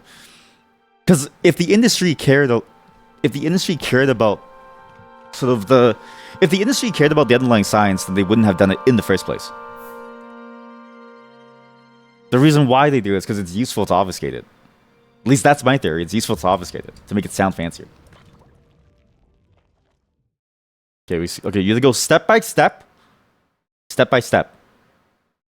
Don't skip ahead too far because it will break. It's already a little bit broken. I messed up. Quit the game. Okay. I think I know how to skip ahead into stages. We don't even need to do this. We can just skip ahead. Like the game is unlocked. It has all the sequences. We can just skip ahead to the very end game. Moe used in slang refers to feelings of affection, adoration, devotion, and excitement felt towards characters that appear in manga, anime, video games, and/or media, and/or other media. Wait, it didn't even say and/or, sorry. And other media. So, if I do this, can I skip ahead? Yes, I can. Holy shit, look at the mask. Override planet. Let's go! Volcanoes, yeah, fucking a demo planet. What's a demo planet? What the fuck is that?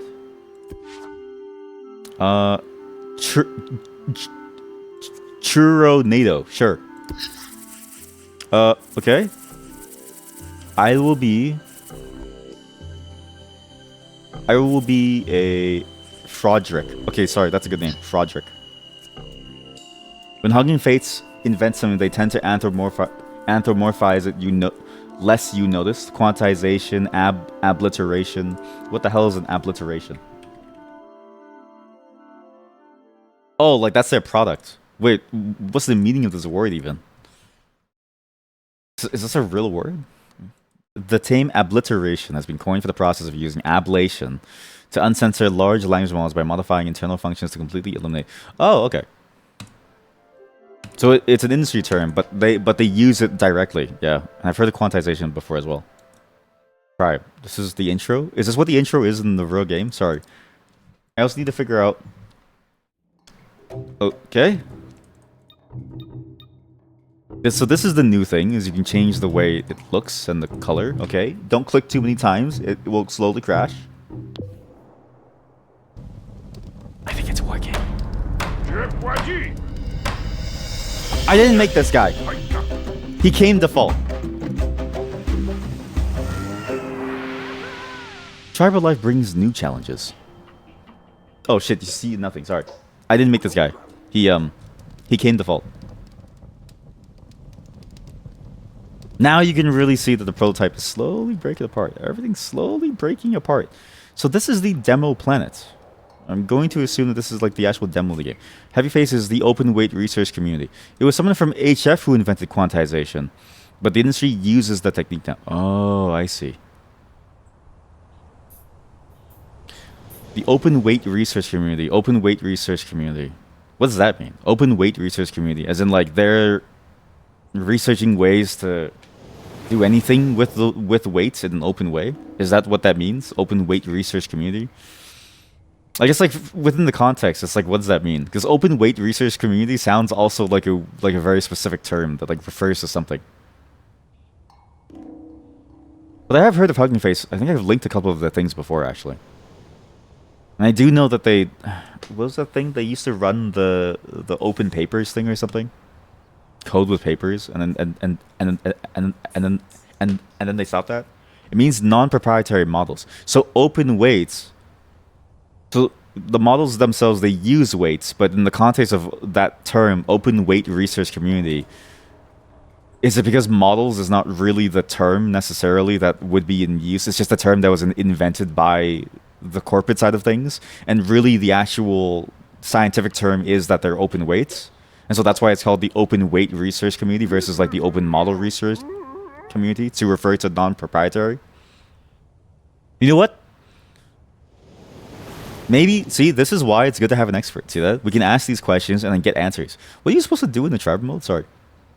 Is this really the entire game, the tribal mode? This is the demo world. Hey, what's up? What? Oh yeah, it's an RTS. Say hello. This is a goon. Kill the goon. No, it's open weights are open, like open source is open. So, what's the relation to the models then?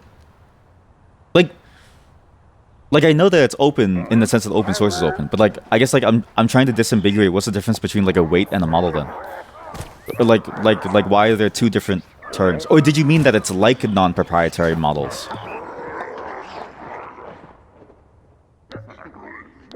Sorry, I'm getting more and more confused now.